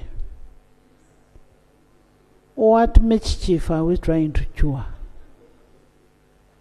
Why are we removing a tier 4 from Umura and taking it to a personality? Right Honorable Speaker, I'll be very careful not to really go into that mischief right now. Like Honorable Nandala said, in 2016 they made this argument and the government insisted in 2016 on this. If we allowed time to go and read the reasons which convinced Honorable Nandala Mafai to pass the law as it were in 2016, if those positions have changed since that, we don't know. My caution, Right Honorable Speaker, is that to just say here that now you replace authority with the Bank of Uganda without having taken time to understand what we are dealing with and how we are managing it and why we insisted that in 2016 it should come in under tier 4. I think it would be a bit unfair to all of us and even the House, because we need to just take time, understand the issue that Honorable Nandala is raising. I'm not even saying I don't agree with him. I'm actually saying his proposal is quite interesting, but I would rather propose that we give it time, study it, and then come back, so that today we deal with the purpose of the bill that is here, which is rationalization. Yes, information. Right, Honorable Speaker. First, give the patient. Oh.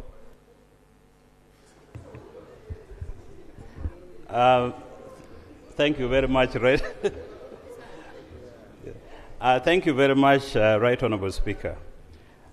This particular issue has been very contentious in the committee, and the issue that my brother Honorable Mafabi is raising came up, and I was the one who raised it. I think when the law was created in 2016, the ministry had a regulator, which was Umbra.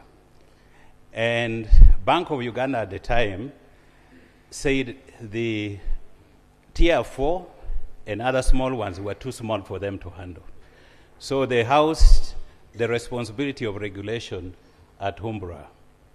Now, with the rationalization process coming through, the ministry decided to rationalize it. And now the most important thing is that where would that particular function go? And I think that is a point of contention, that should the minister or the ministry be licensing the small circles and small ones like that? So I think that is the big thing. If you say, Honorable Mafabi, that you take that function to Bank of Uganda, right now, Bank of Uganda will not accept it. Unless you engage them, and they have a specific department that will be handling it, so it will be created within the structure of Bank of Uganda, then that is where that consideration might be. Yes. You say under the Financial Institution Act, that Bank of Uganda uses to implement its decision. Bank of Uganda has mandate to regulate any financial institution or any organization with a certain threshold. Whether you are a money lender, a cooperative, a SACCO, when you are within the purview of Bank of Uganda immediately intervenes. And Madam Speaker, that has created a problem for the leadership of UMRA for the last 4 years. That if a cooperative credit SACCO in Bushenyi has 4 billion shillings, They will have to seek clearance first from Bank of Uganda. After that, they go to the registers of cooperative. Then they come back to UMRA. That has been a complication. If a money lender has a 6 Honorable billion, members, yes. I think what we need to do, let's first deal with this issue of rationalization. Then we need the minister to come back and advise the House on how we can harmonize the finance sector. Whether this can go under microfinance sector or whichever, we need to reorganize. Truth be told, this is too small to go to Bank of Uganda. So we need to reorganize, but let's first rationalize, and then we reorganize the finance sector. I had given Honorable Kanya stage. Right, Honorable Speaker, I think your proposal would work. We rationalize and we allow a certain space of time for us to deal with the issue of who will take responsibility in terms of licensing. I think that we can handle between the Ministry of Finance and Trade as well. Thank you. Abdul, what do you think? Thank you very much, Right Honourable Speaker. The truth, we are having this discussion over and over again since 2016. And I'm not listening any contrary view that what the Honourable Nandala Mafabi is saying is not correct. So I don't know what this argument is all about. Because we had this argument in detail. In detail. Secondly, it is not true like Honourable Mara says that there is no department to supervise. Actually, that's not true. There is a bank supervision department within the Bank of Uganda. Please, it deals with the financial institutions. I mean, Honorable Mara, these are things we've interrogated over and over again. So, I was suggesting the supervision department deals with all financial institutions, not limited to only Tier 1 and 2. It's there, and it's really, after our interrogation of Bank of Uganda, after they reorganized that department, it is even more detailed and reassigned some other duties to that department, taking away, for example, banker closures and so on. But that's a discussion for another day. What I think, if the minister can commit himself that within 2 months, within a month, because I'm trying to have a middle of handling this, he will come back and report on this. I request my colleague Honorable Mandala to concede to this, if you can make that commitment. But this discussion, we've had it in the committees, we had it on this floor, and we all seem to be agreed that these functions should go to one institution. Actually, it is part of rationalizing. It is. Other than placing supervision of financial institutions in this authority, then you place another in the other authority. No, I'm done with my speech. Thank you. Honourable Minister. Thank you very much, Honourable Speaker. Honourable Speaker, I do accept the proposal by Honourable Katuntu that I will come back here within 2 months. Let's give you 3. Most obeyed, Honourable Speaker. Yes, amendment. So the amendment, therefore, Right Honourable Speaker, will read that Section 8 is amended by substituting the word authority with the word ministry, and then proposing that we delete the issue of licensing proposed in 2, and then we insert the B as proposed as 1A and C. I beg to submit. Minister, that's okay with you? Madam Chair, I just needed to give a clarification. I agree with the Attorney General. I just wanted to make clear the position of the committee when we said we delete the word licensing in subsection 1. Because we wanted to be specific.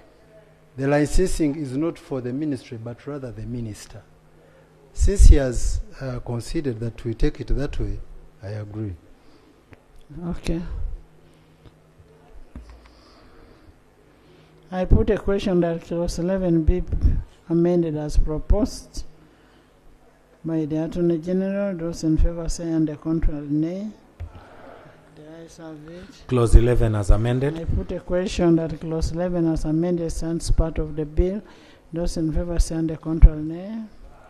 Ayes have it. Clause 12. I put a question that clause 12 stands part of the bill. Those in favor say, and the contrary nay. The ayes have it. Clause 13. I put a question that clause 13 stands part of the bill. Those in favor say, and the contrary nay. The ayes have it. Clause 14. I put a question that clause 14 stands part of the bill. Those in favor say, and the contrary nay. The ayes have it. Clause 15. I put a question that clause 15 stands part of the bill. Those in favor say, and the contrary nay. The ayes have it. Clause 16. I put a question that clause 16 stands part of the bill. Those in favor say, and the contrary nay. The ayes have it. Clause 17. I put a question that clause 17 stands part of the bill. Those in favor say, and the contrary nay. The ayes have it. Clause 18. I put a question that clause 18 stands part of the bill. Those in favor say, and the contrary nay.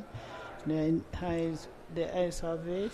Clause 19. I put a question that clause 19 stands part of the bill. Those in favor say, and the contrary nay.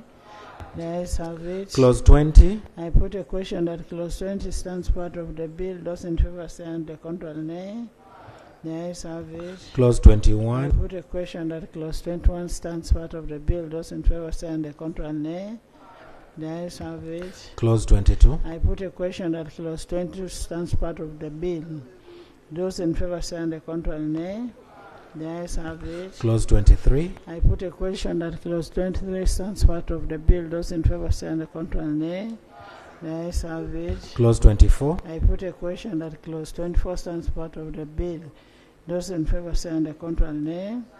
The ayes have it. Clause 25. I put a question that clause 25 stands part of the bill. Those in favor say, and the contrary nay. The ayes have it. Clause 26. I put a question that clause 26 stands part of the bill. Those in favor say, and the contrary nay. The ayes have it. Clause 27. I put a question that clause 27 stands part of the bill. Those in favor say, and the contrary nay. The ayes have it. Clause 28. I put a question that clause 28 stands part of the bill. Those in favor say, and the contrary nay. The ayes have it. Clause 29. I put a question that clause 29 stands part of the bill. Those in favor say, and the contrary nay. The ayes have it. Clause 30. I put a question that clause 30 stands part of the bill. Those in favor say, and the contrary nay. The ayes have it. Clause 31.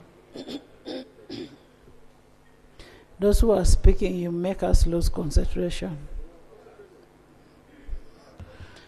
Clause 31. I put a question that clause 31 stands part of the bill. Those in favor say, and the contrary nay. The ayes have it. Clause 32. I put a question that clause 32 stands part of the bill. Those in favor say aye, to the contrary nay. The ayes have it. Clause 33. I put a question that clause 33 stands part of the bill. Those in favor say, and the contrary nay. The ayes have it. Clause 34. I put a question that clause 34 stands part of the bill. Those in favor say, and the contrary nay. The ayes have it. Clause 35. I put a question that clause 35 stands part of the bill. Those in favor say, and the contrary nay. The ayes have it. Clause 36. I put a question that clause 36 stands part of the bill. Those in favor say, and the contrary nay. The ayes have it. Clause 37. I put a question that clause 37 stands part of the bill. Those in favor say, and the contrary nay. The ayes have it. Clause 38. I put a question that clause 38 stands part of the bill. Those in favor say, and the contrary nay. The ayes have it. Clause 39. I put a question that clause 39 stands part of the bill. Those in favor say, and the contrary nay. The ayes have it. Clause 40. I put a question that clause 40 stands part of the bill. Those in favor say, and the contrary nay. The ayes have it. Clause 41. I put a question that clause 41 stands part of the bill. Those in favor say, and the contrary nay. The ayes have it. Clause 42. I put a question that clause 42 stands part of the bill. Those in favor say and contrary nay. The ayes have it. Clause 43. I put a question that clause 43 stands part of the bill. Those in favor say and contrary nay. The ayes have it. Clause 44. I put a question that clause 44 stands part of the bill. Those in favor say and contrary nay. The ayes have it. Clause 45. I put a question that clause 45 stands part of the bill. Those in favor say and contrary nay. The ayes have it. Clause 46. I put a question that clause 46. I put a question that clause 46 stands part of the bill. Those in favor say and contrary nay. The ayes have it. Clause 47. I put a question that clause 47 stands part of the bill. Those in favor say and contrary nay. The ayes have it. Clause 48. I put a question that clause 48 stands part of the bill. Those in favor say and contrary nay. The ayes have it. Clause 49. I put a question that clause 49 stands part of the bill. Those in favor say and contrary nay. The ayes have it. Clause 50. I put a question that clause 50 stands part of the bill. Those in favor say and contrary nay. The ayes have it. Clause 51. I put a question that clause 51 stands part of the bill. Those in favor say and contrary nay. The ayes have it. Clause 52. I put a question that clause 52 stands part of the bill. Those in favor say aye, to the contrary nay. The ayes have it. Clause 53. I put a question that clause 53 stands part of the bill. Those in favor say and contrary nay. The ayes have it. Clause 54. I put a question that clause 54 stands part of the bill. Those in favor say and contrary nay. The ayes have it. Clause 55. I put a question that clause 55 stands part of the bill. Those in favor say and contrary nay. The ayes have it. Clause 56. I put a question that clause 56 stands part of the bill. Those in favor say and contrary nay. The ayes have it. Clause 57. I put a question that clause 57 stands part of the bill. Those in favor say and contrary nay. The ayes have it. Clause 58. I put a question that clause 58 stands part of the bill. Those in favor say and contrary nay. The ayes have it. Clause 59. I put a question that clause 59 stands part of the bill. Those in favor say and contrary nay. The ayes have it. Clause 60. I put a question that clause 60 stands part of the bill. Those in favor say and contrary nay. The ayes have it. Clause 61. I put a question that clause 61 stands part of the bill. Those in favor say and contrary nay. The ayes have it. Clause 62. Chair. Madam Chair, the committee proposes an amendment in clause 62, amending the section 75 of the Principal Act. That clause 62 of the bill is amended by substituting for the word minister and the word ministry. Justification is to ensure the correct assignments of the functions that are being performed by the authority. AG. No objection. I thank the committee. I put a question that the clause be amended as proposed. Those in favor say and contrary nay. The ayes have it. Clause 62 as amended. I put a question that clause 62 as amended stands part of the bill. Those in favor say and contrary nay. The ayes have it. Clause 63. I put a question that clause 63 stands part of the bill. Those in favor say and contrary nay. Ayes have it. Clause 64. I put a question that clause 64 stands part of the bill. Those in favor say and contrary nay. The ayes have it. Clause 65. I put a question that clause 65 stands part of the bill. Those in favor say and contrary nay. The ayes have it. Clause 66. I put a question that clause 66 stands part of the bill. Those in favor say and contrary nay. The ayes have it. Clause 67. I put a question that clause 67 stands part of the bill. Those in favor say and contrary nay. The ayes have it. Clause 68. I put a question that clause 68 stands part of the bill. Those in favor say and contrary nay. The ayes have it. Clause 69. I put a question that clause 69 stands part of the bill. Those in favor say and contrary nay. The ayes have it. The committee proposes an insertion of a new clause immediately after clause 69. Insertion of a new clause immediately after clause... Disorganize my 69.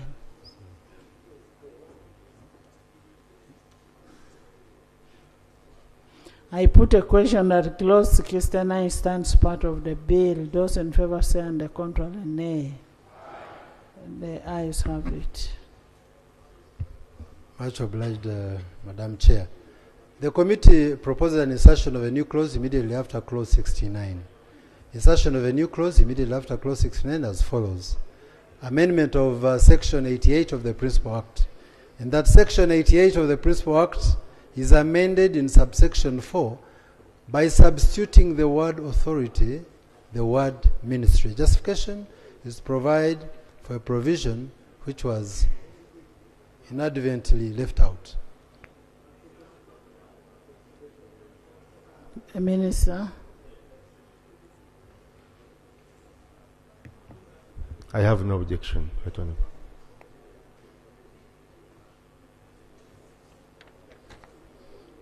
AG.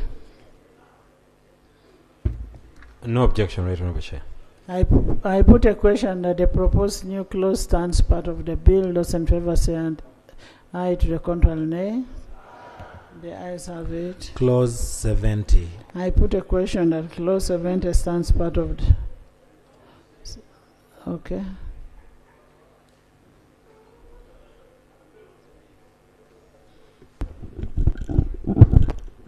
Thank you very much, Madam Chair. Madam Chair, I remember last year I raised a concern concerning Section 90, where the minister is mandated under that section to prescribe by notice in the Gazette the maximum interest rate to be charged by the money lenders. And you directed the Honourable Minister of Finance last year, and he undertook within 14 days to do that. The same committee recommended that the ministry does that. They have not done that to date. My proposal is that can we now, they have been hiding under May because the law says the minister may. Can we now make it mandatory by saying the minister shall? So that we even put the time within 90 days prescribe. Because, Madam Chair, from 2017 when the law came into existence, 7 years, they have never attempted even to come up with any prescription of that nature. Now that we are amending this section 90, isn't it procedurally right that we now provide 90 days? Now that it's section 90, we can even give 90 days. We give 90 days within which the minister must prescribe the maximum interest rate to be charged by money lenders, so that this matter is settled for once and for all. You support me? Thank you very much, Madam Chair. Honorable Minister, we have suffered in the hands of money lenders, and the interest rates are not regulated. And I remember the president said, yes. So even the 90 days is too much.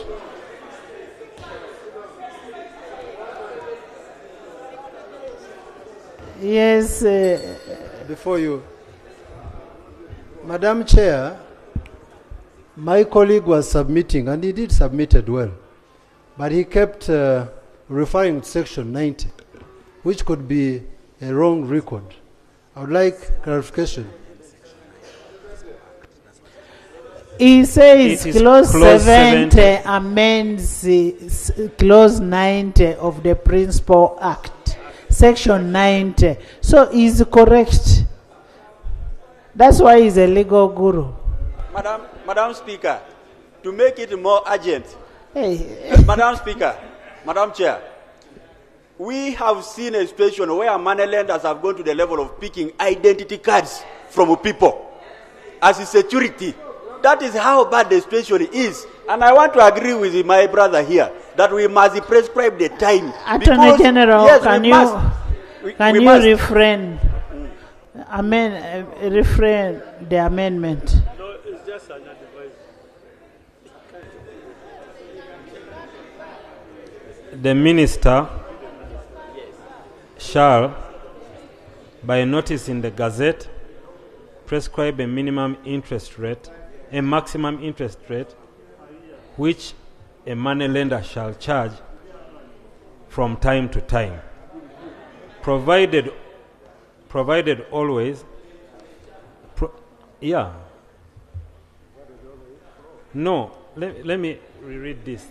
The minister shall, by notice in the Gazette, prescribe a maximum interest rate which a moneylender shall charge from time to time, provided always that the first notice in the Gazette shall be issued by the minister no later than 40,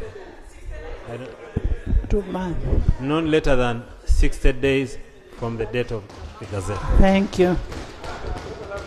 I put a question that the proposed amendment by the Attorney General.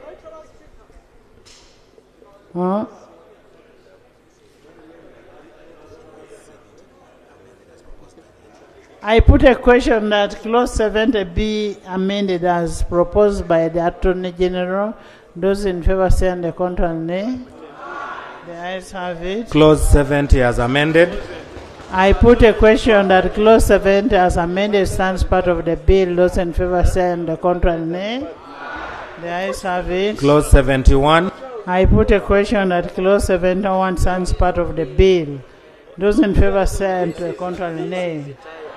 The ayes have it. Clause 72. I put a question that clause 72 stands part of the bill.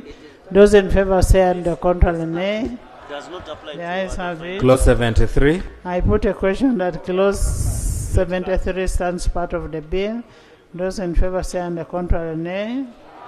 The ayes have it. Clause 74. I put a question that clause 74 stands part of the bill. Those in favor say on the contrary, nay. The ayes have it. Clause 75. I put a question that clause 75 stands part of the bill. Those in favor say on the contrary, nay. The ayes have it. Clause 76. I put a question that clause 76 stands part of the bill. Those in favor say on the contrary, nay. The ayes have it. Clause 77. I put a question that clause 77 stands part of the bill. Those in favor say on the contrary, nay. The ayes have it. Clause 78. I put a question that clause 78 stands part of the bill. Those in favor say on the contrary, nay. The ayes have it. Clause 79. I put a question that clause 79 stands part of the bill. Those in favor say on the contrary, nay. The ayes have it. Clause 80. I put a question that clause 80 stands part of the bill. Those in favor say on the contrary, nay. The ayes have it. Title. I put a question that the title stands part of the bill. Those in favor say on the contrary, nay. The ayes have it. Motion for resumption of the House. Honorable Minister. Right Honorable Speaker, I beg to move that the House do resume and the committee of the whole House reports thereto. Thank you.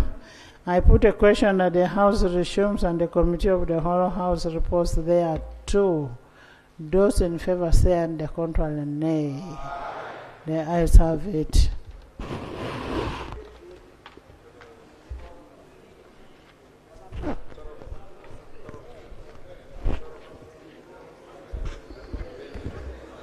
Report of the Committee of the Whole House. Honorable Minister. Honorable Speaker and honorable colleagues, I beg to report that the Committee of the Whole House has considered the bill entitled the Tier 4 Microfinance Institutions and Moneylenders Amendment Bill 2024 with amendments. I beg to move. And pass it with amendments. I beg to move. Motion for adoption of the report of the Committee of the Whole House. Honorable Minister. Right Honorable Speaker, I beg to move that the bill entitled That the House adopts. I beg to move that the House adopts the report of the Committee of the Whole House.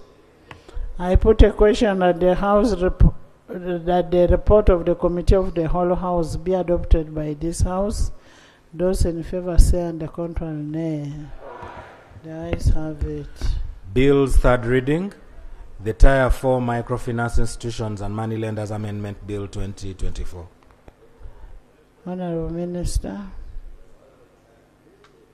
Honorable Speaker, I beg to move that the bill entitled the Tier 4 Microfinance Institutions and Moneylenders Amendment Bill 2024 be read third time and do pass. I put a question that the Tier 4 Microfinance Institutions and Moneylenders Amendment Bill 2024 be read the third time and do pass. Those in favor say, and the contrary nay. The ayes have it. A bill for an act titled the Tier 4 Microfinance Institutions and Moneylenders Amendment Act 2024. Title settled and the bill has been passed.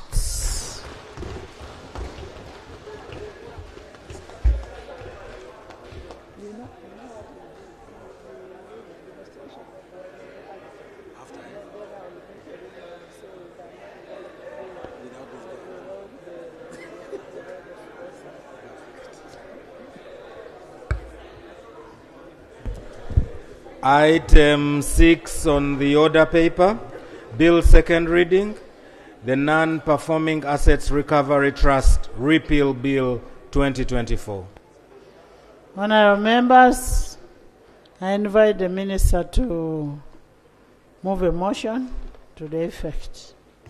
Right Honorable Speaker, I beg to move that the bill entitled the Non-Performing Asset Recovery Trust Act Repeal Bill 2024 be read the second time. Seconded. Seconded by the whole House, including internal affairs, including Honorable Akelo Lucy. UPC everywhere, FDC, including Honorable Nelson. That one is UPC. Okay. And the whole House. Thank you so much. Would you love to speak to? Right Honorable Speaker, Honorable members, the intention of this bill is to repeal the Non-Performing Assets Recovery Trust Act, Cap 95, to enable the mainstreaming of the functions of the Non-Performing Assets Recovery Trust into the ministry responsible for non-performing assets, and thereby relieving the government of the financial drain on its resources and the burden of wasteful administration and expenditure. Without going into much details, Right Honorable Speaker, the bill has several provisions, actually 10 in number, providing for the objectives of the bill, and which is very clear, to rationalize the Non-Performing Assets Recovery Trust. The bill also provides for the purpose of repealing the Non-Performing Assets Recovery Trust Act, as I already mentioned, and to abolish the trust, the Board of Trustees, the sinking fund, and to mainstream the functions of the Non-Performing Asset Recovery Trust into the ministry responsible for non-performing assets. The bill also seeks to repeal the Non-Performing Assets Recovery Trust Act. Clause 5 dissolves the trust, the board of trustees, and the sinking fund. It also deals with transfer of assets and liabilities of non-performing assets recovery trust to the government and all the pending cases lying under the tribunal and the Non-Performing Assets Recovery Tribunal. It also deals, finally, with the enforcement of judgments of the non-performing Assets Recovery Tribunal. Right Honorable Speaker, I beg to submit.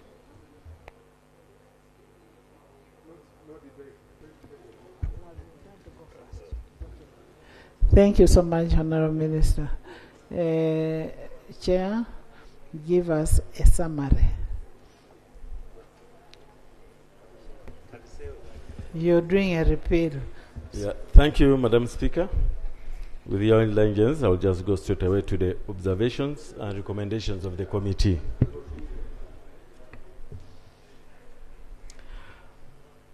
As part of the preparation to introduce the bill for the formal winding up of the trust, the Auditor General undertook an audit. First, lay the minutes. Oh, thank you. Let me lay a copy of the minutes and a copy of the report and the attendant documentation. Thank you. Thank you. Yeah, the Auditor General undertook an audit of the properties on the request of Cabinet as part of the winding up process to show the status of the trust as at October the 8th, 2007. The committee received a copy of the Auditor General's report on the properties, assets, and liabilities of the trust as at the 8th October 2007 and had the following observations. That it didn't have evidence to show the total recovered amounts from non-performing loans during the lifespan of the trust and the utilization of the recoveries by the trust. 2, the circumstances under which the lendings to farmers was defaulted, which was one of the core mandates of the trust, and the recommendations struck corrective measures to be taken so that farmers' lending schemes would benefit the farmers at the time. It was also notable to get the copies of the existing board, tribunal, staff, and consultants. It wasn't also able to get evidence on the transfer of assets report as recommended by the Auditor General's report in 2007. The transition period from 2007 to date. The committee observed that with the legal mandate of NPAT set to expire in October 2007, Cabinet on the 5th September 2007 approved the principles for the winding up of the trust. And accordingly, Cabinet resolved that the NPAT Act Cap 95 be repealed, all operations of the trust, including property rights, obligations, and liabilities, were to be transferred to government. All the staff of the trust and the Board of Trustees were disbanded. The Minister of Finance, Planning, and Economic Development was authorized to retain the services of 2 or more technical staff to assist in resolving residual matters of the trust. The committee observed that the effect of the resolution of Cabinet in Cabinet Minute 395 of 2007 was the winding up of NPAT. What remained outstanding was for Parliament to repeal the Non-Performing Assets Recovery Trust Act Cap 95. Indeed, under the proposed NPAT Bill 2007-2024, the repeal has been given a retrospective application and is set to have to come into force on the 9th October 2007, the date on which the functions prescribed under the Act were extinguished. Winding up of status of the trust after 2007. The committee observed that whereas all the assets, liabilities, interests of the trust were transferred to the Ministry of Finance, Planning, and Economic Development after October 2007, the Minister of Finance did not submit the status of those assets, interests, and liabilities to the Committee of Parliament. Whereas the repeal of the Act, Cap 93, had been due since 2007, the actual transfer report of assets, interests, liabilities of the trust, and a status after winding up is therefore required. The committee further observed that there is no provision for the immediate dissolution of the tribunal, notwithstanding the fact that there is no proof of its functionality, and further that the bill is repealing the Act, which was sought to be repealed since 2007. Recommendations. The committee recommends that Parliament repeals the Non-Performing Assets Recovery Trust Act, Cap 95, subject to proposed amendments and a specific audit special audit of the trust from its inception. The committee further recommends that the minister responsible for finance lays on table a report detailing the assets transferred from the trust to the ministry and their current status within a period of 1 month from the date of the repeal of the Non-Performing Assets Recovery Trust, CAP 95. The committee further recommends that the status of the cases that were outstanding from the 9th October 2007 before the Non-Performing Assets Recovery Tribunal should be provided for. And the committee further recommends that the Non-Performing Assets Recovery Trust Tribunal be dissolved with immediate effect and all the pending cases, if any, should be transferred to the Office of the Attorney General to cut on the administrative costs that would arise in line with the rationalization policy of government. Honorable Speaker, Right Honorable Speaker, I beg to submit. Thank you so much, Chair. Faith? A motion. Hey, it is there with the silo. Right Honorable Speaker, given that the committee has provided a very detailed and clear report, I therefore move that we go to the committee stage. Thank you so much. The report of the committee be adopted and we go to the committee stage.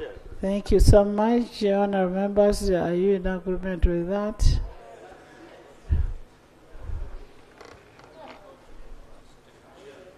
By the Honourable Prime Minister, Minister of ICT, the Vice President, Minister of Finance, Honourable Musasisi, Honourable Lugolobi, Honourable Bunyoro, Honourable Internal Affairs, Honourable Katuntu on the other side, Honourable both. Honourable both by the whole house. Linus is also here, and Honourable Government Chief Whip. I have seen Honourable Mudimi, Honourable Poloto Freddy, Kosimasi, Zombo, Tom Bright, Amod, and Abdallah, and the acting leader of opposition, Uganda. I put a question that the Non-Performing Asset Recovery Trust Repeal Bill 2024 be read for the second time. Those in favor send the contrary nay. The ayes have it. The Non-Performing Assets Recovery Trust Repeal Bill 2024, Bills Committee stage.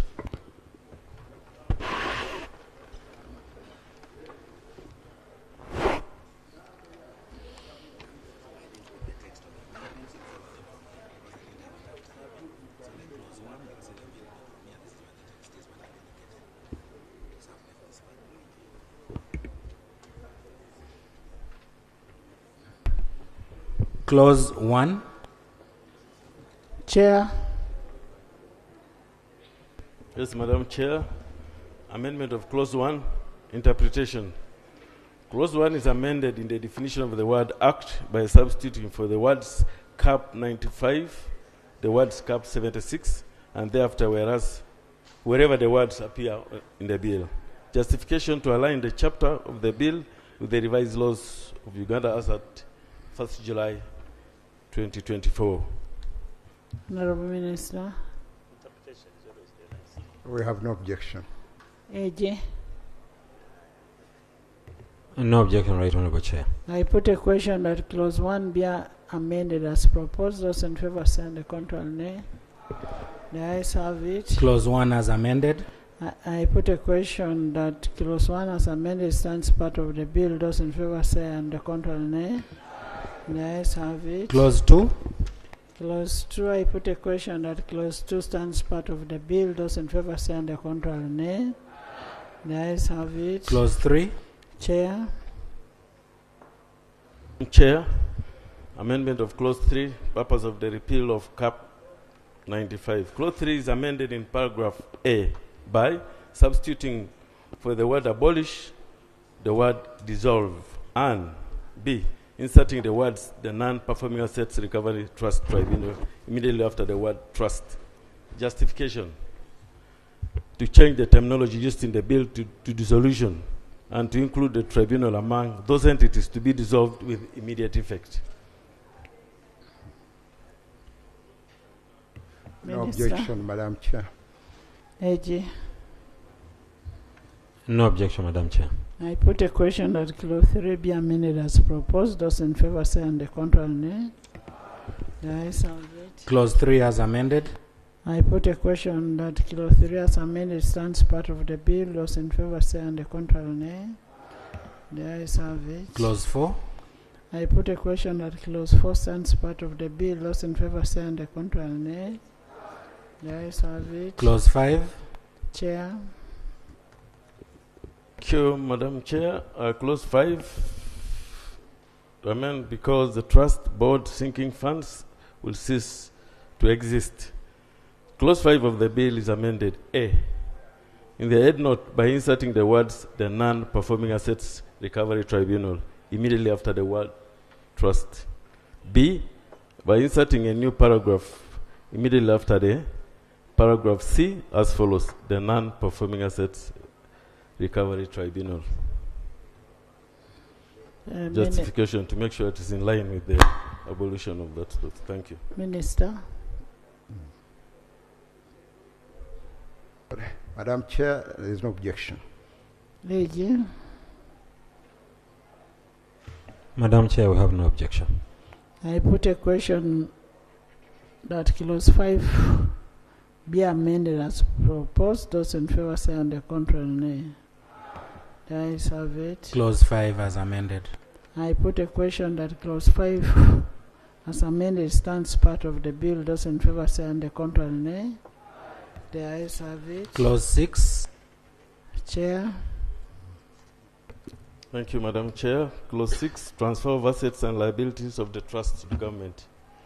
Clause 6 is amended to subclause 1 by deleting the words government. Justification to provide for clarity and consistency. All right, Honorable Chair. Clause 6 provides that all property, assets, interest, rights of the trust, including monies in the sinking fund, are transferred to the government under the ministry. So if you want to remove to the government, then you're saying you're transferring it to the ministry. But remember, money going to the ministry is supposed to be through appropriation. So if you remove government, then that means the ministry will have money which you have not appropriated. So when you say you transfer it to government under the ministry, that means it is going to the consolidated fund. So removing government means you're giving the ministry money which has not been appropriated. I propose that we leave this provision as it is. The purpose of this provision was to get all these assets and move them into the consolidated fund Assets account. and liabilities. Yes, thank you. Thank you, Attorney General, for the White Council. I concede on that. Thank you. So it is answer.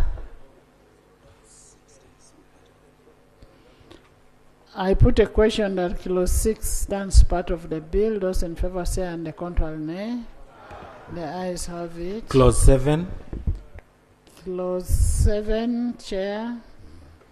Yes, Madam Chair. Clause 7, pending cases. Clause 7 is amended. A, in subclause 1, by deleting the words or is or her legal representative appearing after the words Attorney General. B, by inserting a new subclause immediately after the subclause 2 as follows: cases pending before the tribunal at the commencement of this act shall be transferred to the High Court.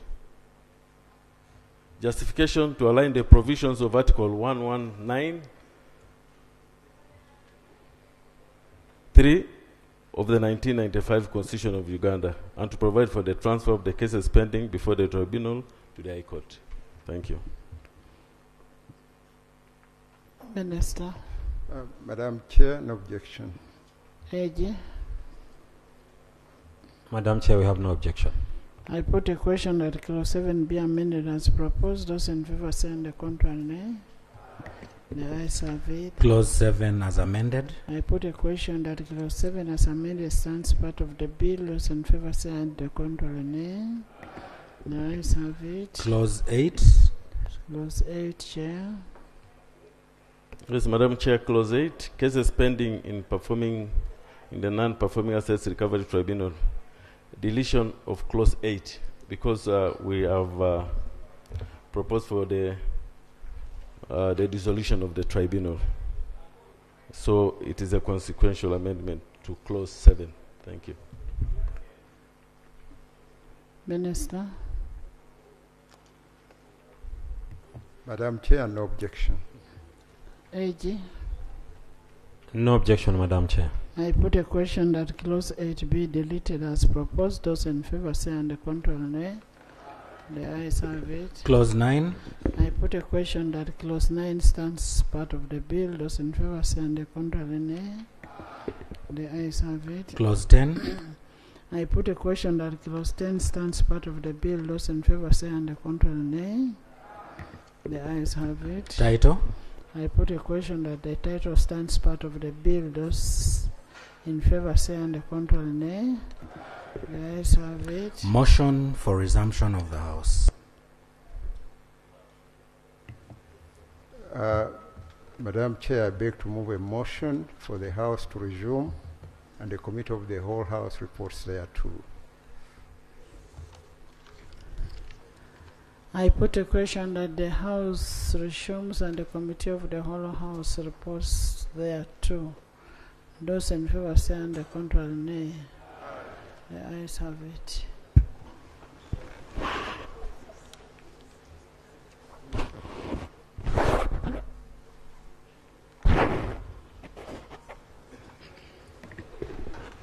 Report of the Committee of the Whole House. Honorable Minister.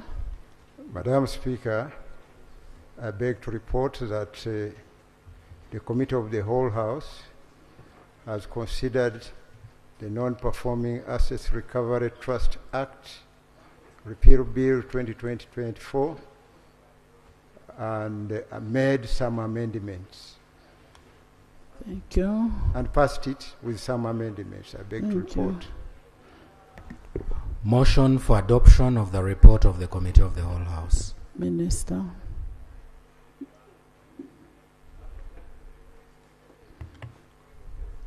Madam Speaker, I beg to move a motion for the adoption of the report from the Committee of the Whole House. I put a question that the report of the Committee of the Whole House be adopted by this House. Those in favor say on the contrary, nay. The ayes have it. Bill's third reading.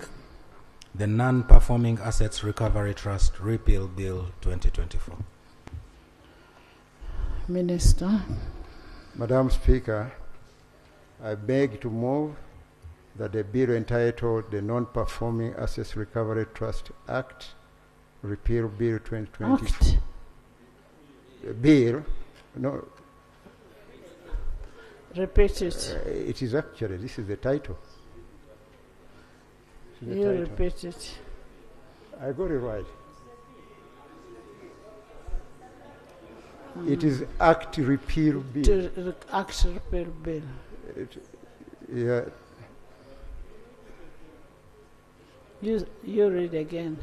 Right Honourable Speaker, I beg to move that the Non-Performing Assets Recovery Trust Act Repeal Bill 2024 be read the third time and do pass.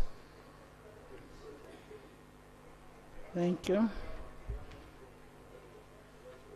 I put a question. The Non-Performing Assets Recovery Trust Bill 2024 be read for the third time and do pass. Those in favor say on the contrary, nay. The ayes have it. a bill for an act titled the Non-Performing Assets Recovery Trust Repeal Act 2024. Title settled and the bill passed.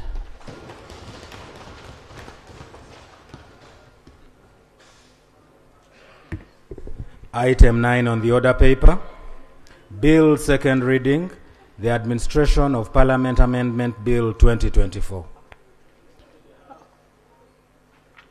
Honorable members, the bill was sponsored by a private member, and I find it prudent that we pass the bill when the private member is in the House for him to move his motion. What do you think, Attorney General? Madam, under the rules, Madam, anyone could stand in for the private member, especially if they have the same conviction as to the contents of the bill. But even that member would require, I think, some preparation. So I concur with you, Madam Speaker, that... Folks.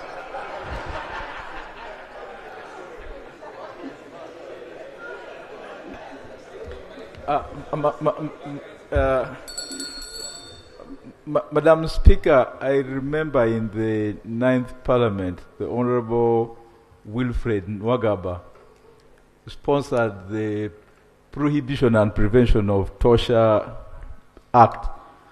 He wasn't in the House on the day that matter was called, and I presented that bill, and we passed it. So there's no rule that bars us from handling this matter, and it's critical for the democratization process of this institution. So, Right Honorable Speaker, anytime you are ready, we are ready to proceed. Thank you. Thank you. Honorable Kwang. Right Honorable Speaker, since Honorable Fox Odoi did stand for Honorable Nwagaba at that time, could I seek clarification from him whether he's ready to stand in for Honorable Lumu so that we could proceed with that bill? Then we've not heard from Chair of Finance. Then I will come to ICT.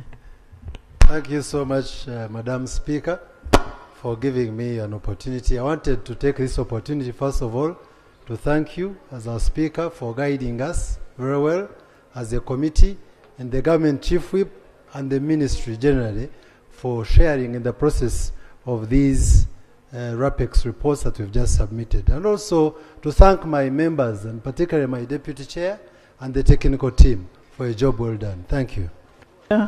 Finance. Right Honorable Speaker, on behalf of the Minister of Finance, Planning and Economic Development, I want to take this opportunity to appreciate you for the support you have given us in this process of rationalization. Madam Speaker, I will not refer to the 3 bills. I will refer to rationalization generally, since we are seeking efficiency and effectiveness in the way we do things in government. I want to thank you and honorable colleagues for the resolve, and I want to thank our senior leaders, the Vice President, the Prime Minister, and the Chief Whip for being in the House, and also the Attorney General. Madam Speaker, I have to express interest. Whenever the Attorney General is in the House, my confidence levels improve. I really want to thank him for being there to support the government and all of us in the process of doing this work. Thank you so much, colleagues. God bless you all. Attorney General, we told you we could not pass the bills because you are away, and that now qualifies his statement, because you support us a lot in this. Honorable Ministers, Vice President, I want to thank you so much for really taking up time and being with us the whole day. The Prime Minister, Chief, she has been everywhere. I want to thank you. She came running. I want to thank you for all that you're doing. The ICT, Minister of ICT, you've been trying your best to educate the country on what rationalization is. And I want to urge you, after here today, I want you to go out there and tell the public why we are rationalizing. We are not cutting the trees, the coffee trees. We are only mainstreaming the functions and the benefits that they will get. I remember when they brought the petroleum bill, everybody didn't want it. Now the petroleum fuel, Kavanda, you want to say something? Yes, Right Honorable Speaker. I want to add on what you have just said to thank His Excellency the President, the Prime Minister and the Minister for Energy, but most importantly to thank you, Right Honorable Speaker, because when they were bringing that fuel law here, most of us were against it. We say no. Some people want to take our fuel. The President wants to take our fuel. But today when I was coming and checking on most of the fuel pumps, the prices have gone down. This one shows that every decision that the President and the Cabinet brings to this House is for the good of the country. I remember very well, Right Honorable Speaker, that you came from your maternity leave, and the Right Honorable Prime Minister, not from the maternity leave, but mobilized us to come here and support that bill. And it is working for us, because when the President told us that he wants to remove the middlemen so that our fuel can go down, today everybody can see it. When you go on all the fuel pumps, the prices have gone down. We want to thank His Excellency the President for his strategic and his visionary leadership for this country, and we are ready to continue supporting him and to support you, Right Honorable Speaker. Thank you. And one thing that we need to tell the public out there, and we need to tell people, whatever we do it in good faith. We are doing for the good of the country. And on a serious note, we really need to thank the President for his visionary leadership. We need to thank him for all this that he's doing for the good of Ugandans. When you say the President wants to steal coffee, Anita wants to steal coffee, me, I don't even know how they take coffee. Though Honorable Nandala is my own, he doesn't give me coffee. So we really want to thank you, the front bench. You've been here the whole day, and I want to thank in a special note. I'll explain later when we are only three. Honorable both and Honorable Mohos. On a special note.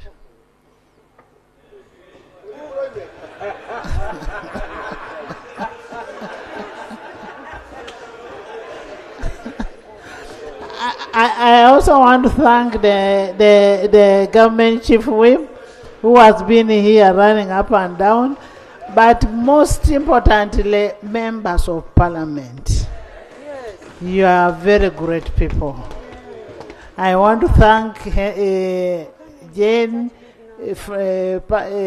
Peter. I want to thank all of you for being in the house. I see my royal guards. And honorable members,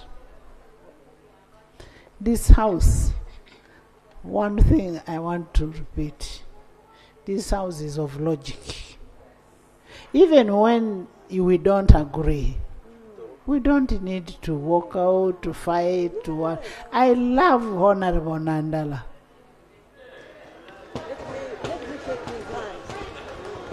Honorable Nandala, you're a gentleman.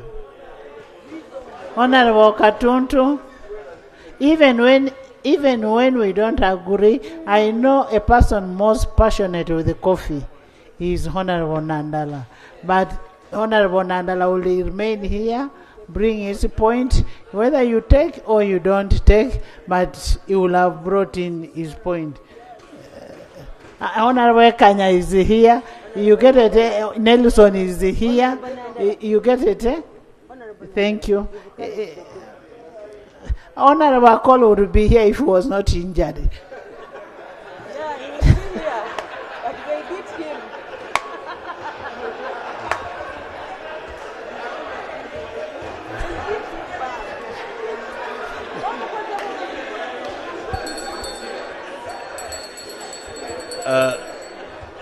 Thank you very much, Right Honorable Speaker. I also add my voice to thank you for steering the House successfully. Just 2 comments on your earlier issue of the bill by Honorable Rumu. I think like the other colleagues have said, rules do not prohibit us from proceeding. Even me in the 9th Parliament, I introduced the Tobacco Control Bill, and when we were concluding it, I was appointed a minister, and another member concluded it. But I think, like we have guided, just out of prudence, it would be important that we wait for Honorable Rumu to be back in the House, especially since the bill is about opposition. So we could stay over it until when our colleagues are back, and then we handle it, and we conclude it. The second and lastly, Madam Speaker, there has been a lot of propaganda and falsehoods, especially on the coffee bill, to an extent that some members were like intimidated that maybe your political standing might get low. Our ministry shall work with the Ministry of Agriculture to come up with information answering the many false things which have been in the public. And we shall share this information so that we have talking points, but also we shall support all members of Parliament. Whether it requires coming down to the constituencies to explain the patriotic decision which has been taken by Parliament, we shall do so. So members should feel comforted because we are legislating the interest of the country, and nobody should intimidate us when we are here doing a patriotic duty. We are not rationalizing coffee. Nobody is cutting the coffee plants. So we shall detoxify the environment in terms of giving the correct information to the country. I thank you very much, Right Honourable Speaker. Thank you. Okay, then you conclude. Okay. Honourable members, I am hungry. Oh yes. Thank you. Thank you. I'll just use 1 minute, Right Honourable Speaker, and I also want to thank you, Right Honourable Speaker, and the reason mainly is this house started in 1920 as the Legico then, and the reason it has stayed to date because it has been a house of reason, debate, argument, and whoever carries a better idea carries the day. The moment this parliament turns into a ring, a battlefield, I don't think, because if we look at the years from 1920 to date, it's actually 104 years. It's important that we hand over this same parliament so that it stays for another maybe 200 years. And that can only happen if what happens in this house is only debate and reason as opposed to punches and fists. So I want to thank you, Right Honourable Speaker, for taking this stand and protecting this institution, and to request and thank my colleagues, members of parliament, that it's important at whatever cost we protect this house and only allow debate and reason here. Fighting should never be tolerated in this house if we are to keep it for another 200 years. So I want to thank you, Right Honorable Speaker. Thank you. Thank you so much. A motion?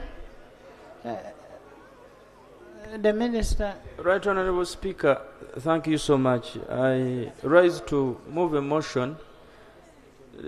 Wait a bit. Honorable Senyonyi here, when we returned from from when you suspended the house for 15 minutes, then we returned, he alleged many things here which were not true.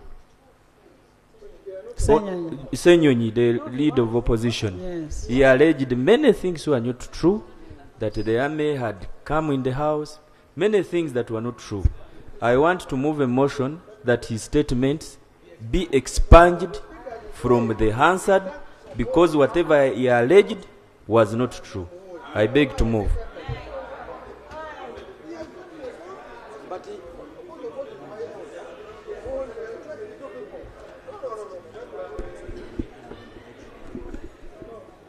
No, he's not in the house. You need the man. What? Hey.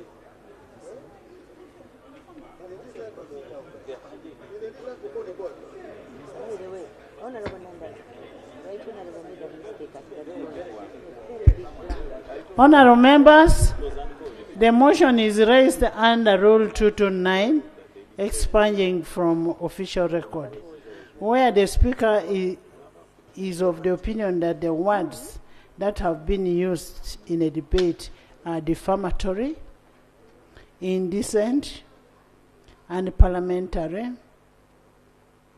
undignified. The Speaker shall order that such words be expunged from the official record of Parliament. And indeed, what was said was unparliamentary. It was defamatory. It defamed me. And I didn't see men here. I didn't see security here. So I now therefore order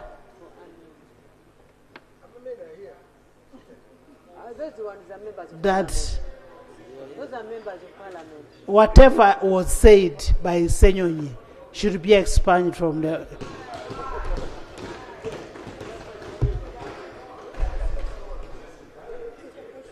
I put a question. Those in favor? No. Those against? No. The ayes have it. Thank you, Right Honorable. I want to congratulate you and the entire House. Right Honorable Speaker, I'm raising to appreciate colleagues. On 18th last month, I lost my dear mom, Mutes Beatrice Kacha, and the 22nd we buried her in Chibuku. I want to appreciate colleagues for the spiritual, financial, and moral support. Prime Minister, I want to thank you.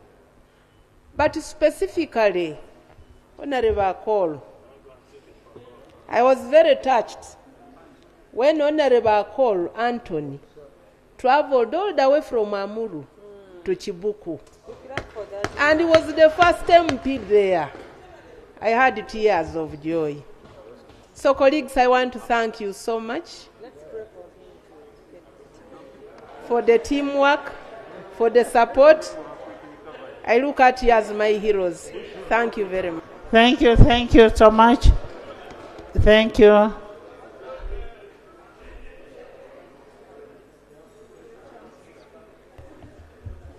Right Honorable Speaker, honorable colleagues, I also want to join the rest to thank you, Right Honorable Speaker, for the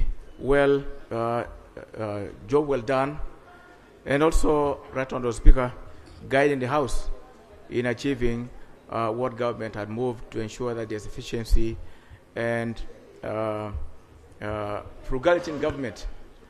Right Honorable Speaker, I just want to mention one thing about coffee. Very brief, Right Honourable Speaker.